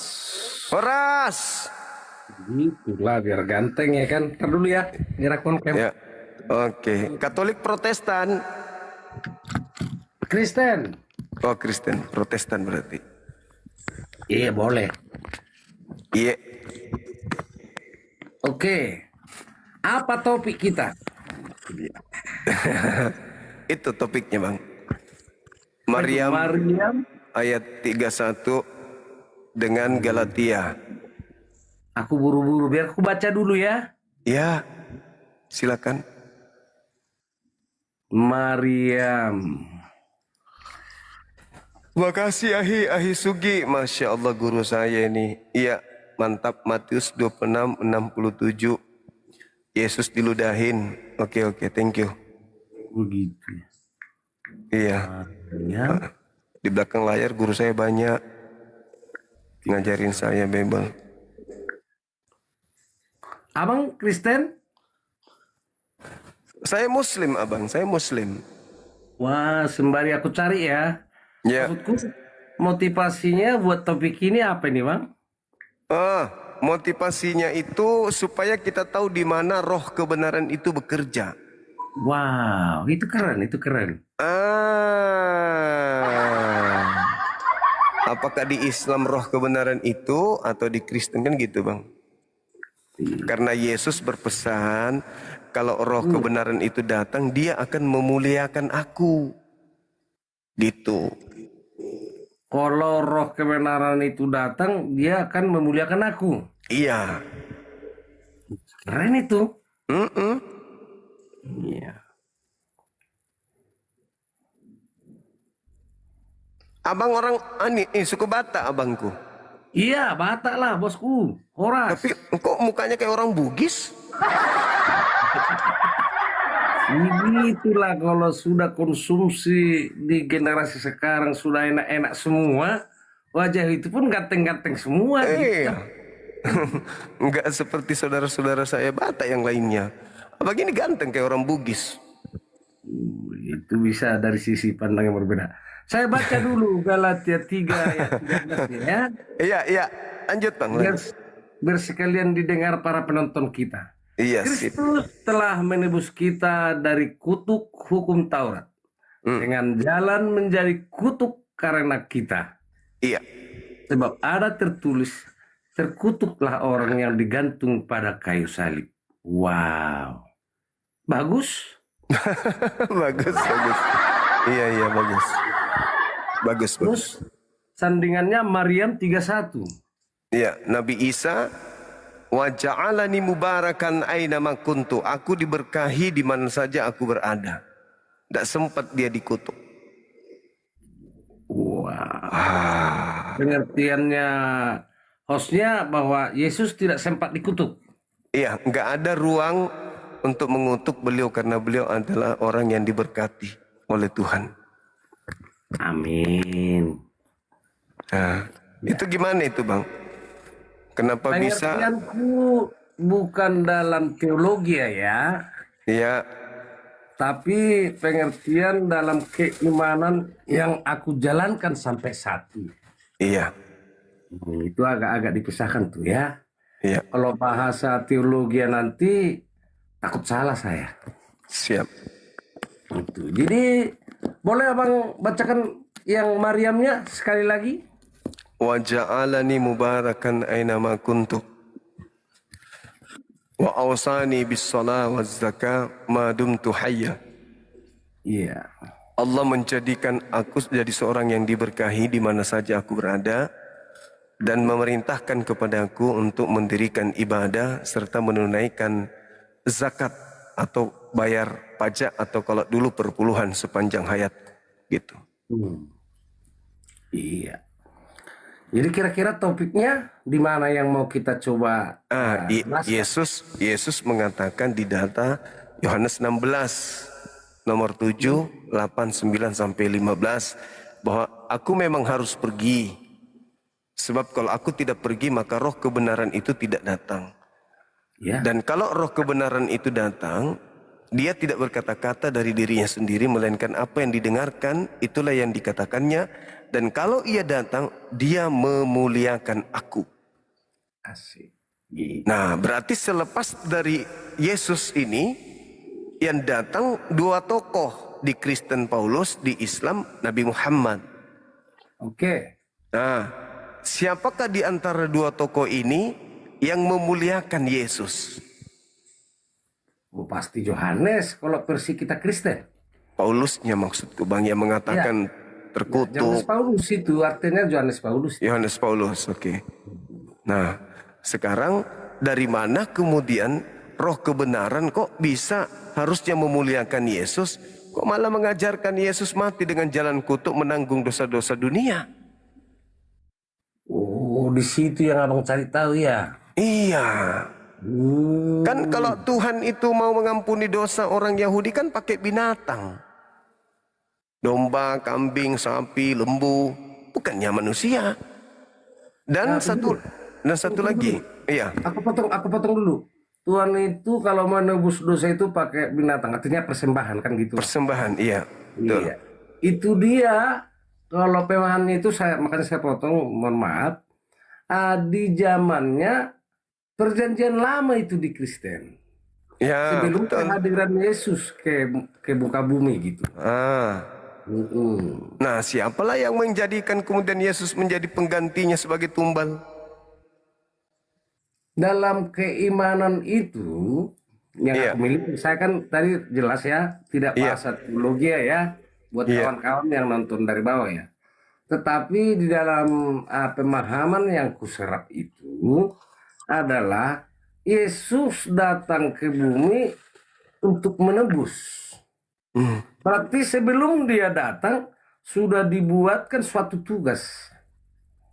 Itu jadi siapalah yang menobatkan Yesus? Kan di situ tadi pertanyaannya kan. Iya. Siapalah yang menobatkannya? Ya pasti Tuhan dari segalanya kan begitu. Tapi tidak ada Tuhan menubuatkan orang benar mati, Bang, untuk nebus dosa-dosa yang lain. Di situ poinnya ya kawan-kawan ya. Dari tahu suatu topik atau tulisan, adakah Tuhan mengirimkan, menjanjikan? Kira-kira poinnya di situ yang mau dicari tahu hostnya ya. Iya. Itu dia guys. Mohon bantu saya, kira-kira ada yang paham kan? Naik ke atas yuk, kasih tahu hostnya. Karena orang yang mencari tahu itu tidak salah. Iya betul. Orang yang tidak salah. Menjadi debat itu lumrah karena kita masing-masing punya logika. Betul, Ya? betul. Tapi logika yang membangun, jangan yang jadi macam apa, nggak bagus itu. Iya betul. Menjadi tugas bagi saya untuk kita semua mengangkat di mana tertulis itu untuk kita sampaikan kepada publik, kepada siapapun yang mencari tahu. Kira-kira begitu. Betul. Tepuk tangan dulu buat abang saya ini. Itulah ketika orang Batak berdebat, keren dia. Iya. Ada lagi yang mau kita lanjutkan Bang? Karena tugas yang Bapak host tanyakan itu cukup penting dan bagi saya akan belajar. Iya. Mungkin habis ini kita naikkan, mungkin ada teman yang tahu dalilnya Abang. Boleh ya? Boleh dong, boleh. Oke. Makasih Abang, salam kenal, nanti jumpa lagi kita. Siap. Horas. Oh, keren kali, Bah. Kalau semua saudara-saudara kita dari Kristen sama seperti abang ini dalam berdialog, aman kita berdialog sampai 3 minggu pun duduk di sini tuh enggak masalah. Kenapa? Karena beliau tidak tidak ngotot pada sesuatu kondisi di mana beliau belum temukan dalilnya. Beliau jujur, aku belum tahu dalilnya, ayo yang dibawa naik kalau ada yang tahu. Itu baru gentleman. Ada lagi yang tidak tahu, sosokan nggak tahu sama sekali. Bukannya mengakui kalau dia tidak tahu, malah nyerang ke Al-Quran lah, ke hadits lah, kemana-mana perginya untuk membela diri. Tidak perlu yang kayak gitu, nggak perlu. Uraikan aja yang Anda tahu. Apa yang Anda tahu ya uraikan aja. Kan begitu. Itu keren. Salut saya kalau ada abang kayak gitu tadi. Luar biasa. Pasti banyak teman abang ini. Banyak teman, diterima di mana-mana saja bergaul. Nah itu bagus, tidak ada sentimen agama. Keren itu. Keren, keren. Masya Allah, luar biasa. Semoga nanti ke depannya bisa sahur sama-sama.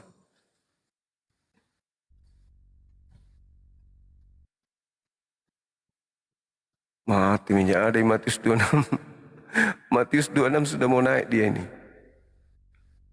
Yesus diludahi katanya.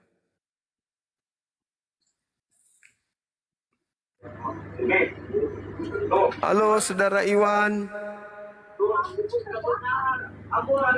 Halo. Saudara Iwan. Sorry bang. Iya, kenapa Ki?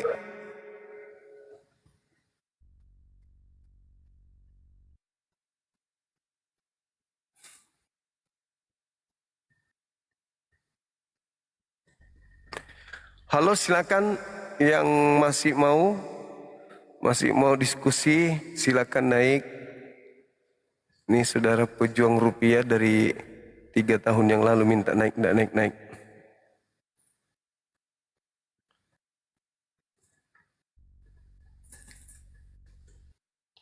Aku sih berharap Ibu Eni naik lagi. Ibu Eni yang dari Toraja yang pirang rambutnya itu. Lucu kurasa dia. Halo, semangat malam. Waalaikumsalam. Sehat selalu Bang Juma. Sehat Bang, sehat. Alhamdulillah, makasih. Doa yang sama Abang juga.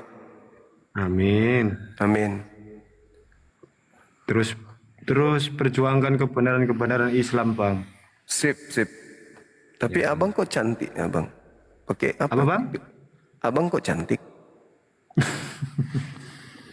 Itu istri saya Bang. Oh, sorry. Maaf. Kirain filter Abang, filter perempuan dipakai. Enggak lah Bang. Ya udah Bang, itu aja Bang. Oke, sip. Luar biasa. Maaf ya Bang ya. Maaf. Kirain Abang yang cantik tadi. Nah, ini dia. Ini dia yang kita tunggu-tunggu saudara-saudara sekalian. Ini dia. Ini dia si jali-jali.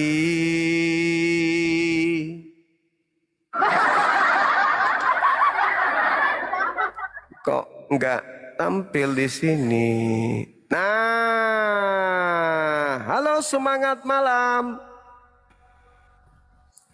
Halo Bang. Ini dia yang kita tunggu-tunggu. Halo. Halo Bang. Mantap sekali. Halo. Katolik Protestan Bang. Halo. Saya Muslim Bang. Assalamualaikum. Mantap sekali, luar biasa ya Bang. Keren Abang ini. Di mana posisi Bang sekarang? Sumatera Utara Bang. Sumatera Utara. Ada yang ingin disampaikan Abangku? Oke Bang, oke, makasih. Terima kasih.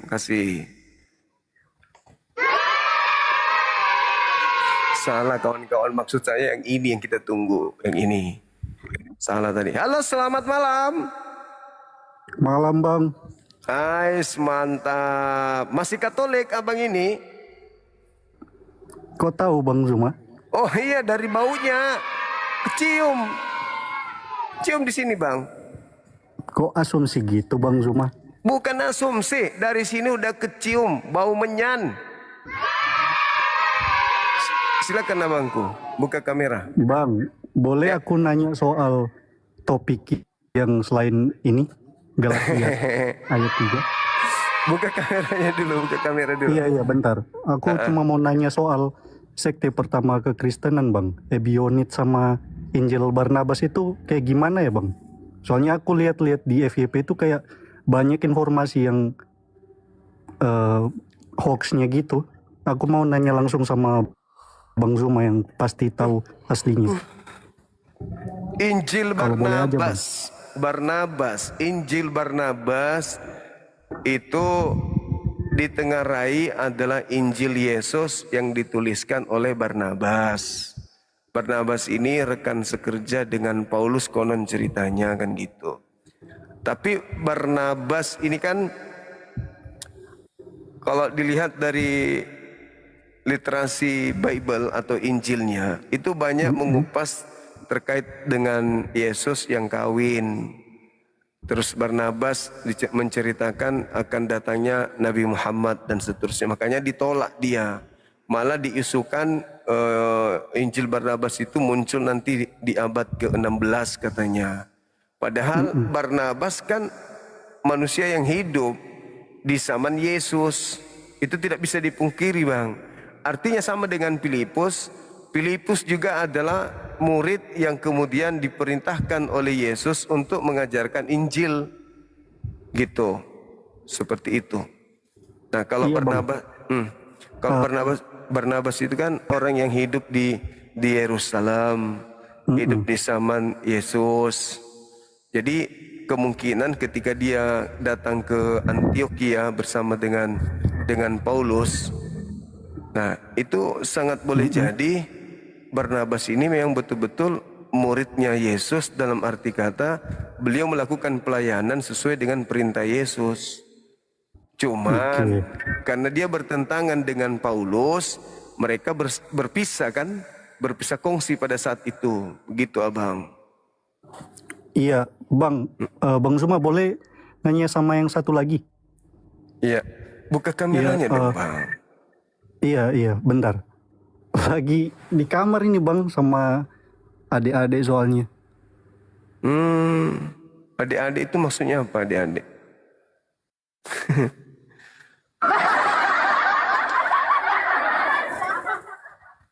Sama adik-adik. Untung itu kau kalau sama adik-adik.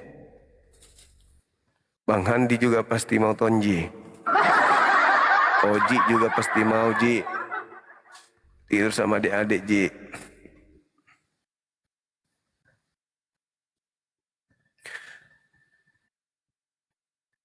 Halo, semangat malam. Ya, kita naikkan 1-2 orang lagi ya teman-teman. Habis itu kita istirahat ya. Nah, ini dia yang kita tunggu-tunggu. Ini dia penjual kain sutra yang ada di Pasar Senen. Halo, selamat malam. Selamat malam, Bang Zuma. Malam juga. Apa kabar? Alhamdulillah sehat. Sehat. Gimana kabarnya, Bang Zuma? Baik Saya juga. maksudnya maaf ya nggak bisa open cam karena lagi nggak pakai hijab. Oh, Muslim? Iya, alhamdulillah Muslim. Alhamdulillah, masya Allah. Bang Zuma. Siap. Saya boleh bertanya kan sebagai umat Muslim? Boleh. Boleh 2 pertanyaan? 3 juga boleh. Karena ya bertanya-tanya sih, maksudnya gini. Allah itu kan maha tahu. Iya. Betul. Betul. Maha mengetahui semuanya. Siap 86. Jadi kalau misalnya dia tahu, misalnya berarti dia tahu apa yang akan terjadi. Misalnya kalau misalnya dia tahu kita mau masuk neraka atau masuk surga. Ya, itu pilihan kita. Nah, untuk apa kita dilahirkan kalau kita masuk neraka? Ya, sebelum masuk ke neraka kan sudah dikasih kuncinya. Betul nggak? Apa itu? Salat, puasa, zakat, bertakwa kepada Allah, taat kepada Rasul. Kan ada di kuncinya. Supaya nggak masuk ke sana kan sudah dikasih kunci. Berarti itu pilihan kita? Iya, kita yang menentukan. Makanya kita kehendak bebas. Nah, berarti Allah tidak tahu dong kita mau masuk neraka atau masuk surga. Karena kan kita dulu yang menjalaninya, tergantung pilihan kita. Nah, Tuhan itu sudah tahu endingnya. Sebelum Anda menjalani hidup Anda, Tuhan sudah tahu endingnya. Ini hambaku di usia sekian, benar-benarlah dia ya.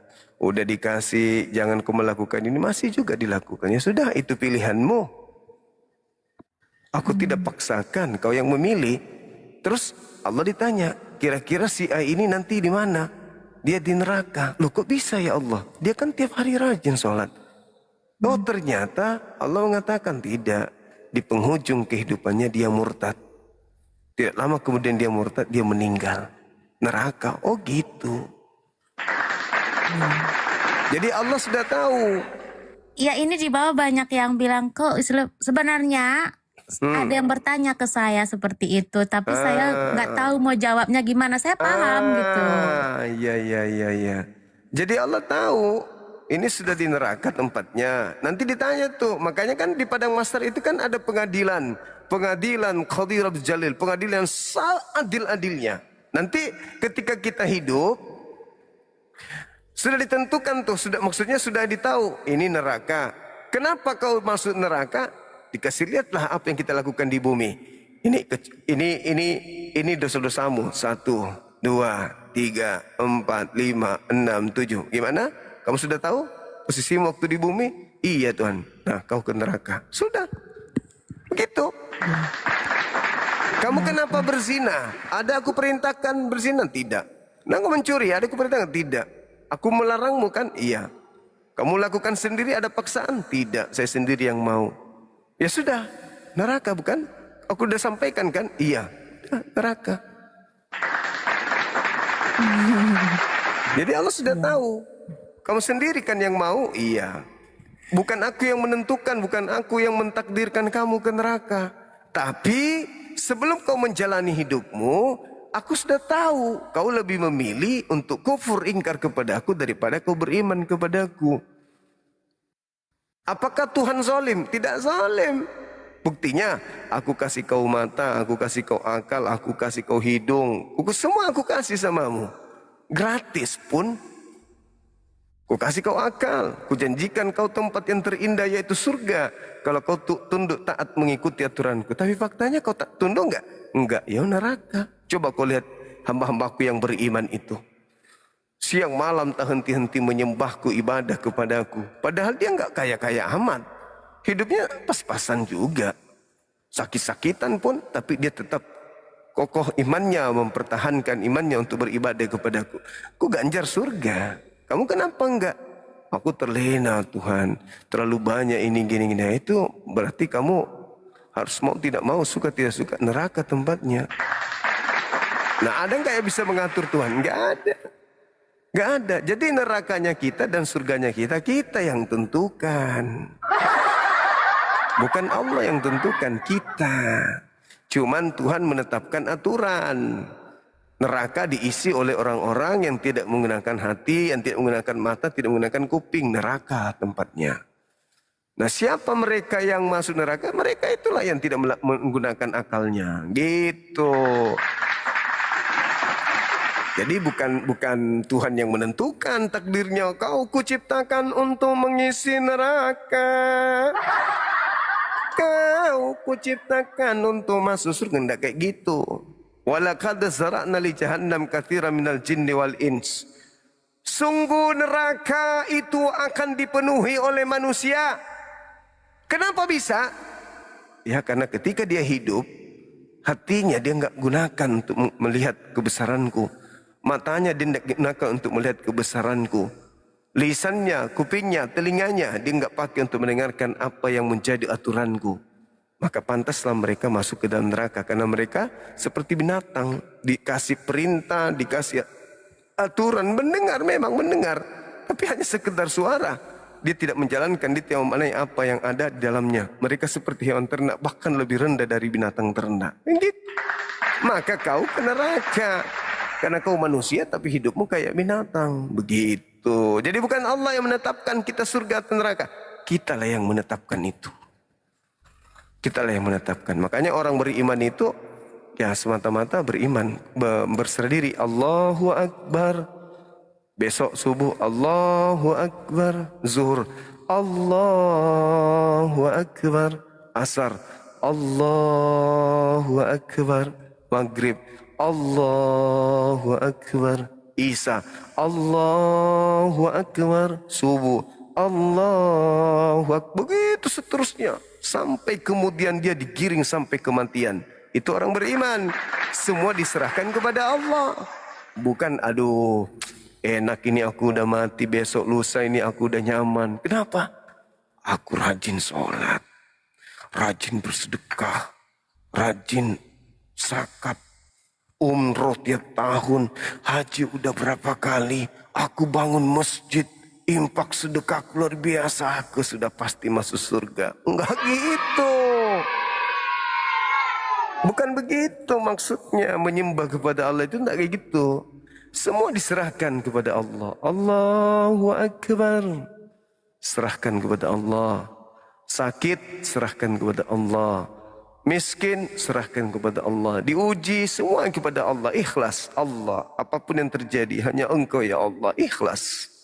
Qul huwallahu ahad. Engkau adalah satu-satunya Tuhan. Apapun yang terjadi, aku tidak goyah.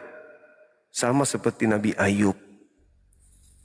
Kamu melihat Nabi Ayub kuat, kata Allah kepada setan. Ya, wajar ya Tuhan. Kenapa dia tidak kuat? Dia punya harta melimpah. Dia punya istana, dia punya harta, dia punya ini. Ya wajarlah dia taat kepadamu. Coba kamu cabut rezekimu. Kok coba nikmat-nikmatmu yang ada pada dirinya kau cabut. Kau dicabutlah satu persatu. Bahkan kesehatan Nabi Ayub pun dicabut. Tapi Nabi Ayub tetap Allahu Akbar. Allahu Akbar. Sakit beliau sampai berulat tubuhnya. Ketika mau wudhu dilepaskan satu-satu ulatnya. Sek, wudhu. Setelah selesai simpan lagi ulatnya. Kenapa? Aku tahu kau diutus oleh Tuhanku untuk mengujiku. Aku tidak akan berubah imanku kepada Tuhanku. Dengan sakit ini aku tak akan pernah berhenti sujud untuk sholat. Itu Nabi Ayub tuh. Luka-lukanya, boroknya sudah ada ulat-ulat goyang-goyang di tubuhnya itu. Kita mau pergi sholat nih. Tak kesandung kakinya dengan tegel rumah lantai. Aduh, kayaknya ini firasat tidak baik. Tidur lagi. Hanya gara-gara kayak gitu. Gigi nyamuk. Berbekas. Aduh ma, kenapa sih nyamuk gigi aku? Yang ini bekasnya merah. Aku gak bisa wudhu lagi, sakit. Habis itu kita mimpi masuk surga gitu. Ikhlas menyembah kepada Allah dalam keadaan apapun. Suka duka, lagi dalam keadaan sakit atau tidak. Ikhlas. Dingin, gak bisa wudhu. Kalau dingin ini gatal, ini sakit. Ikhlas karena Engkau satu-satunya Tuhan. Tak ada tempatku mengadu. Sedingin apapun air ini aku tetap pakai untuk wudhu untuk Engkau. Itu ikhlas beribadah. Begitu. Ada baru pergi tanah suci. Bukti dia tidak ikhlas naik tanah suci. Pulang. Oh gak mau lagi dia kalau emasnya gak sampai sini. Gara-gara dia ke tanah suci, enggak mau lagi dia kalau enggak dipanggil haji. Iya Bu Haji. Iya Pak Haji. Berarti dia enggak ikhlas. Kenapa ibadah-ibadah lain itu enggak dipakai? Embel-embelnya yang pergi ke masjid, sholat Jumat. Digelarilah dia. Pak Jumat. Yang sudah sholat maghrib. Bu maghrib. Yang sudah puasa 30 hari. Ibu puasa. Ibu puasa. Ibu zakat. Kenapa harus ada embel-embel hajinya? Karena di situ kalau dengar ada hajinya, ini orang kaya nih. Ini orang kaya nih. Ini pasti banyak harta nih. Karena dia sudah haji. Itu yang mau dipamer. Enggak ikhlas. Kenapa kalau ke masjid sholat Jumat enggak dipakai juga ini? Pak, yang terhormat, Bapak yang kami muliakan, Bapak Jumat, Detrandes ini. Kenapa enggak dikasih label Jumat? Karena enggak ada, tidak butuh biaya besar, tidak perlu mengorbankan biaya besar untuk ke masjid. Maka enggak dipakai titel Jumatnya. Tapi kalau haji, wah, haji berarti emasnya sudah numpuk-numpuk tuh sampai diketek sini. Sampai tutup kepala aja emas. Makanya harus pakai titel haji supaya titel haji itu kan identik dengan, ada kayak gitu. Ada juga yang tidak. Memang untuk supaya apa? Kalau aku dipanggil haji, itu introspeksi diriku supaya aku tidak melakukan maksiat. Bukan karena ria. Itu si oknum kayak saya. Haji Zuma, saya mau bermaksiat, tiba-tiba aja anak-anak lewat. Ya Pak Haji Zuma, nggak jadi lagi aku bermaksiat, aku kan haji. Begitu maksudnya. Jadi oknum, nggak semuanya haji itu identik dengan ria, enggak. Panggil Ustadz itu untuk mengerem kita, jangan bermaksiat. Ustaz Zuma, waduh malu ini kalau aku berdusta, aku kan Ustadz. Gitu maksudnya. Kalau tidak dipanggil haji, sudah ibadah haji, kan tidak berefek. Masih bisa nyuri sapi. Tapi kalau sudah ada titel haji, curi enggak ya? Malu sama Allah. Udah dari tanah suci, nama sudah ada titel haji, enggak jadi curi sapi. Itu maksudnya. Jadi masing-masing punya keadaan, tergantung oknumnya gitu teman-teman sekalian. Tapi alhamdulillah di Indonesia ini orang pergi tanah suci itu bukan karena untuk titel hajinya itu, tapi memang murni benar-benar mereka mau beribadah. Ada yang sampai nunggu 30 tahun, 40 tahun hanya untuk rindu, kemudian ke tempat Nabi Muhammad, berziarah ke makamnya dan seterusnya. Masya Allah. Titel haji hanya digunakan untuk memberikan sebuah pagar pada diri oknum muslimah ini agar mereka tidak bermaksiat, menjaga nama baik mereka sendiri dengan titel itu, bukan karena ria. Saya kira begitu teman-teman sekalian. Terima kasih atas atensinya, perhatiannya, sudah menemani Bang Suma dari tadi sore sampai sekarang dengan sabar hati. Yang di YouTube ribut terus dengan tapingannya luar biasa. Bentuk kaki kuku meskipun ada tafsiran yang menyebutkan beberapa hewan berkuku tidak beruang seperti unta, haram berdasarkan keyakinan lain, pandangan Islam berbeda. Betul sekali. Hanya ini malu sama Allah. Allah kan tetap aja melihat, benar sekali. Haji Wadul itu mah. Ya. Waalaikumsalam. Siap.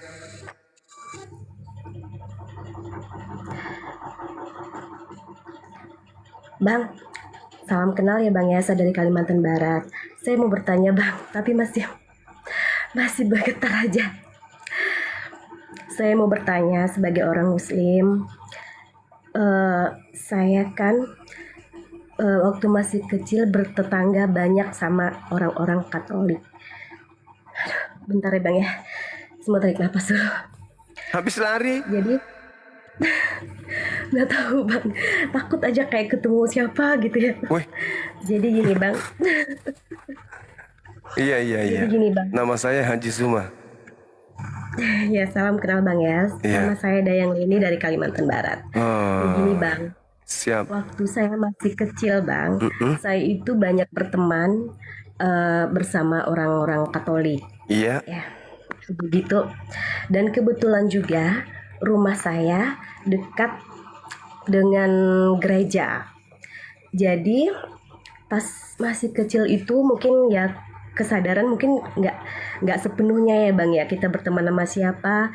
Dan kebetulan keluarga saya juga agamanya tidak terlalu yang seperti orang yang itulah, Abang paham ya Bang ya. Jadi gini Bang, di pergaulan saya waktu masih kecil, saya nggak tahu itu haram apa halal. Teman-teman megang anjing, saya juga megang anjing. Teman-teman kayaknya saya juga mungkin nggak ngeh sampai sekarang ya, pernah makan yang haram-haram gitu, tapi saya mungkin nggak ngerti ya Bang ya. Nah, yang jadi pertanyaan saya Bang, apakah saya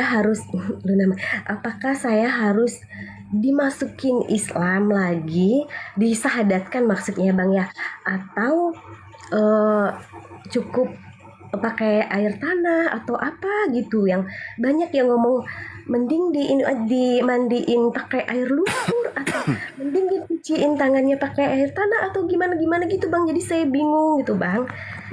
Nah jadi saya mau nanya itu Bang, apakah saya harus disahadatkan lagi atau cukup dengan cuci pakai air tanah atau apa gitu Bang? Itu kapan kejadiannya? Udah lama sih Bang, udah lama, saya masih SD.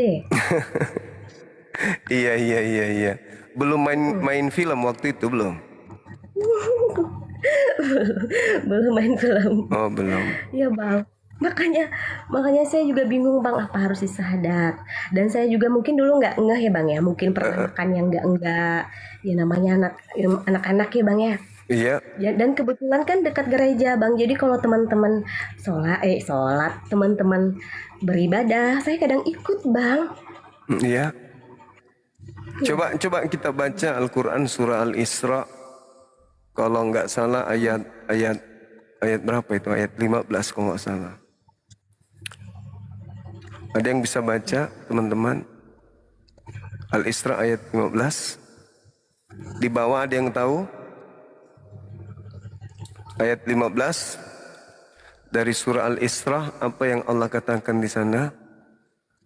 Bahwasanya siapa yang mendapat petunjuk, sesungguhnya ia mendapat petunjuk itu hanya untuk dirinya sendiri.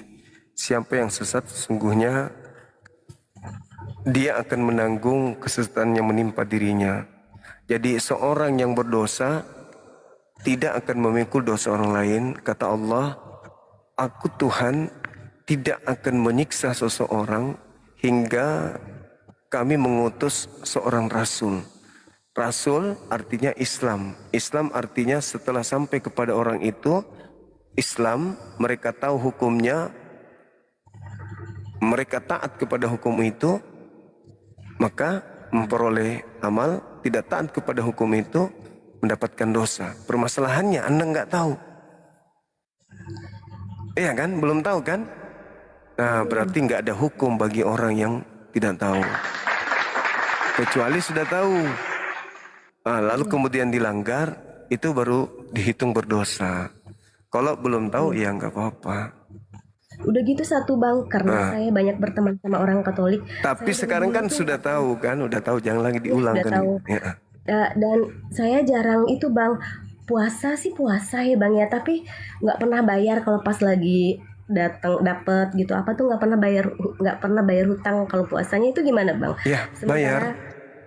Saya nggak, tapi udah lama loh Bang, kan dari pas mulai dapet haid gitu ya Bang ya, sampai sekarang mungkin baru dalam setengah tahun ini yang saya bayar. Terus dulunya kan Bang, itu gimana itu Bang? Bayar aja, puasa ini aja solusinya, ambil Senin Kamis saja, nggak apa-apa. Itu banyak Bang. Iya nggak apa-apa. Banyak. Nggak masalah. Nggak kehitung kan Bang, jadi nggak apa-apa ya Bang ya? Iya, bisa bayar Senin Kamis sambil bayar fidyah juga, gitu. Gitu ya Bang. Iya. Ini beneran sepupuan sama Luna Maya enggak? Enggak Bang. Oh, itu Pak Bom di bawah chatting. Bang Suma itu sepupunya Luna Maya, kata Pak Bom. Ada deh Pak Bom ini sembarang aja dia ngomongin Pak Bom. Susah banget Bang naiknya Bang ya. Kan maksudnya saya ya, kalau saya bisa kasih masukan untuk apa tuh yang di bawah ya Bang ya, yang naikin tuh apa namanya Bang? Kalau bisa moderator, moderator, iya, beri kesempatan kepada orang Muslim untuk bertanya kepada Bang Juma. Jadi tidak hanya untuk orang Kristen, karena banyak juga yang ingin berbagi ilmu, ibaratnya dapat ilmu dari Bang Juma juga gitu. Iya. Jadi saya susah, tadi mau naik nih susah banget, padahal nggak ada yang permintaan di bawah kan, udah habis kan Bang. Oh iya. Kalau bisa itulah, kalau cuma ngasih masukan. Siap. Pas saya gemeteran ya Bang ya. Mungkin karena dingin kali di sana, dingin. Habis wudhu. Di Lampung ya? Saya di Kalimantan Barat. Oh, Kalimantan Barat. Iya. Di Sekadau. Kebanyakan Dayak Bang kalau di sini. Iya, siap. Pak Bom memang benar-benar lah. Antenanya Pak Bomom ini terlalu tinggi. Masa dibilang supuan sama Luna Maya dedak. Kebanyakan saya jawabnya gini bang, bukan saya mirip Luna Maya, tapi Luna Mayanya yang mirip saya. Itu Pak Bomom gitu. Teman-teman di follow aku ya, biar akun aku bisa gede kayak Bang Juma. Hai, mantap sekali Mas Solang generasi. Allah, woi Oji, kenapa Oji kau dendam kali Oji? Oji, gak tahu aturan lu ya. Gak mau lihat orang tua senang lu. Emang lu pikir cuman lu yang laki-laki, Ji? Aku juga laki-laki. Mentang-mentang lu udah nikah lu, enak aja lu. Giliran laki-laki rajin lu naikin sini, Ji. Baru juga dari jam 6 sore sampai sekarang gak ada perempuan. Giliran naik lu turunin. Ji. Benar, nanti namamu di kartu keluarga ku tipex ya. Ku hapus nama kau. Udah nggak pernah naik ada cewek, giliran cewek naik diturunin, cemburu kali kau. Kau dibayar berapa sama Pak Bambang, Ji? Nakal. Orang udah mau tutup pun nggak jadi tutup. Yang di YouTube juga bilangnya mau tidur nggak jadi tidur. Orang sudah pada semangat semua. Tadi tuh yang udah di YouTube itu udah pada pakai sarung itu. Udah mau turun tuh tadi, udah pada mau tidur. Tuh tadi tuh penontonnya tinggal 100. Sekarang langsung 5 menit langsung 800 sampai 1000. Sok kecakapan lu, Ji. Gak mau disaing lu ya. Awas lu. Benar-benar lu gak ngerti lu ya. Besok terima SP kau ya. Dan gitu dong. Kita kan masih bujang. Ada aja tuh. Ustadz aja pingin juga. Apalagi gue, Ji. Lu gak tahu perasaan gue, Ji. 3 kali kok, Ji. Udah lama kita bersama, udah lama kita sahabat. Lu kan udah tahu, gue mana mau pacaran sama laki-laki. Giliran ada yang kayak gitu malah kau turunin. Giliran Pak Bomom kau sorong sama aku. Emosi juga aku lama-lama sama kau ya. Pak Bomom aja terus, Bang Syuma, diskusi sama Pak Bomom dong. Pak Bomom aja terus jagoan kau. Kau sudah lihat perutnya itu buncit, pusarnya seperti bola kasti. Masih juga kau sodor sama aku. Giliran yang kayak gini, yang paling anti kau memang dari dulu kau ya. Tunggu kau. Kecewa nggak kawan-kawan yang ada di YouTube tuh? Kecewa. Malah dibilangnya apa tuh? Oji itu depresi bang. Dia habis dimarah sama mertua. Diusir sama mertua. Kenapa diusir? Salah masuk sarung bang. Ternyata kau punya masalah pribadi. Halo Dinda. Assalamualaikum warahmatullahi wabarakatuh. Apa kabar?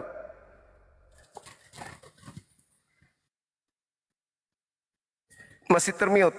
Pasti Oji nggak turunin nih, lama. Mana ada batu ketapel di sini, hantam ketapel kepada si Oji nih. Waalaikumsalam warahmatullahi wabarakatuh. Iya, lagi di dekat rumahnya Abang Dah ini di daerah Sudiang. Oh ya gitu, ya Allah ya Karim. Kapan ditiba di Makassar? Sudah semingguan ini Kakanda, ada urusan sedikit di Balai Kementerian Budaya, makanya jalan-jalan di Makassar dulu. Sudah 1 mingguan ini Kakanda. Allahu Akbar, Masya Allah. Kakanda di Makassar atau lagi di Puncak? Masih di rumah, masih di Makassar.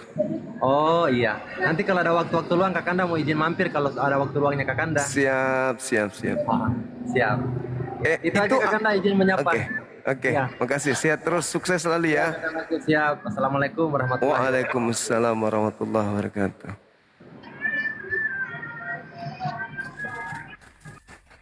Tuh kan, udah pamit kan, udah diturunin kan? Tengoklah. Udah pamit itu aja ke kandaku, saya izin turun, enggak diturunin. Bang Handi tuh yang turunin. Oji mana mau, aku bilang. Memang sakit hati anak ini. Diam-diam kayak gitu DM tuh dia sama yang tadi tuh. Mbak, jangan peduli dengan Suma ya. Ji. Memang kau ini Abu Nawas kau ini emang. Nawas. Tunggu kau ya. Ku santet kau dari sini. Tengok aja. Ku buat matamu bintilan suatu hari. Gak bisa lihat bini. Penonton juga kecewa dia. Enggak kawan-kawan, bercanda. Jangan diambil hati. Aku memang sudah mau pamit dari tadi ya.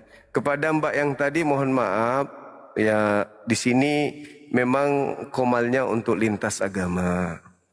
Tapi kalau mau membahas tentang pertanyaan-pertanyaan yang terkait dengan agama kita ada beberapa ustadz, ada termasuk Ustadz Wafi bisa, siapa lagi, Ustadz Tahta bisa, Ustadz Alif bisa, Ustadz Dio bisa, Ustadz Arif juga bisa. Ada beberapa ustadz kita yang insya Allah akan melayani pertanyaan-pertanyaan yang mendasar tentang akidah, muamalah, syariat dan seterusnya. Kalau Bang Zuma khusus untuk pertanyaan-pertanyaan lintas agama yang berkesinambungan, bersentuhan dengan agama sebelah gitu. Itu saya spesialisnya itu di situ ya, termasuk Dinda Daman juga bisa. Tanya ke beliau, mereka pakar-pakar. Yusuf PI juga bisa, Ustaz Hanafi juga bisa. Tapi kalau perbandingan agama ke Bang Suma aja gitu ya. Kalau ke Oji tanya harga barang-barang pasar, mentimun, kacang mentek, kacang tanah, itu dia tuh. Sayur kol, tanya sama si Oji. Ya, saya kira begitu teman-teman sekalian. Terima kasih banyak. Mudah-mudahan apa yang saya sajikan pada malam hari ini bermanfaat bagi kita semua. Ada hal yang positif yang bisa kita tangkap di sana. Yang pasti bahwa materi yang kita sajikan terkait surah Maryam ini alhamdulillah adalah satu kebanggaan bagi kita sebagai seorang muslim. Bagaimana Al-Quran memuliakan beliau Nabi Isa, sedangkan dari pihak sebelah terkait dengan Galatia 3:13 ada berapa dari Kristen yang kita tanya tentang Galatia ini? Jungkir balik, mutar-mutar, salto sana sini. Masya Allah, barakallah fik, subhanallah. Keren sekali abang kita. Itu kan ya, bagaimana kita melihat bahwasanya apa yang diurai Paulus di dalam Galatia 3:13, teman-teman penganut Galatia ini itu tidak mampu kemudian untuk mengurai apa dasar pijakannya Paulus melakukan sebuah pernyataan yang katanya firman Tuhan, tapi kita kita tidak mendapatkan kemudian narasumber selain Paulus yang mengatakan Yesus terkutuk. Dan narasi yang dibangun Paulus ini kita nggak mendapatkan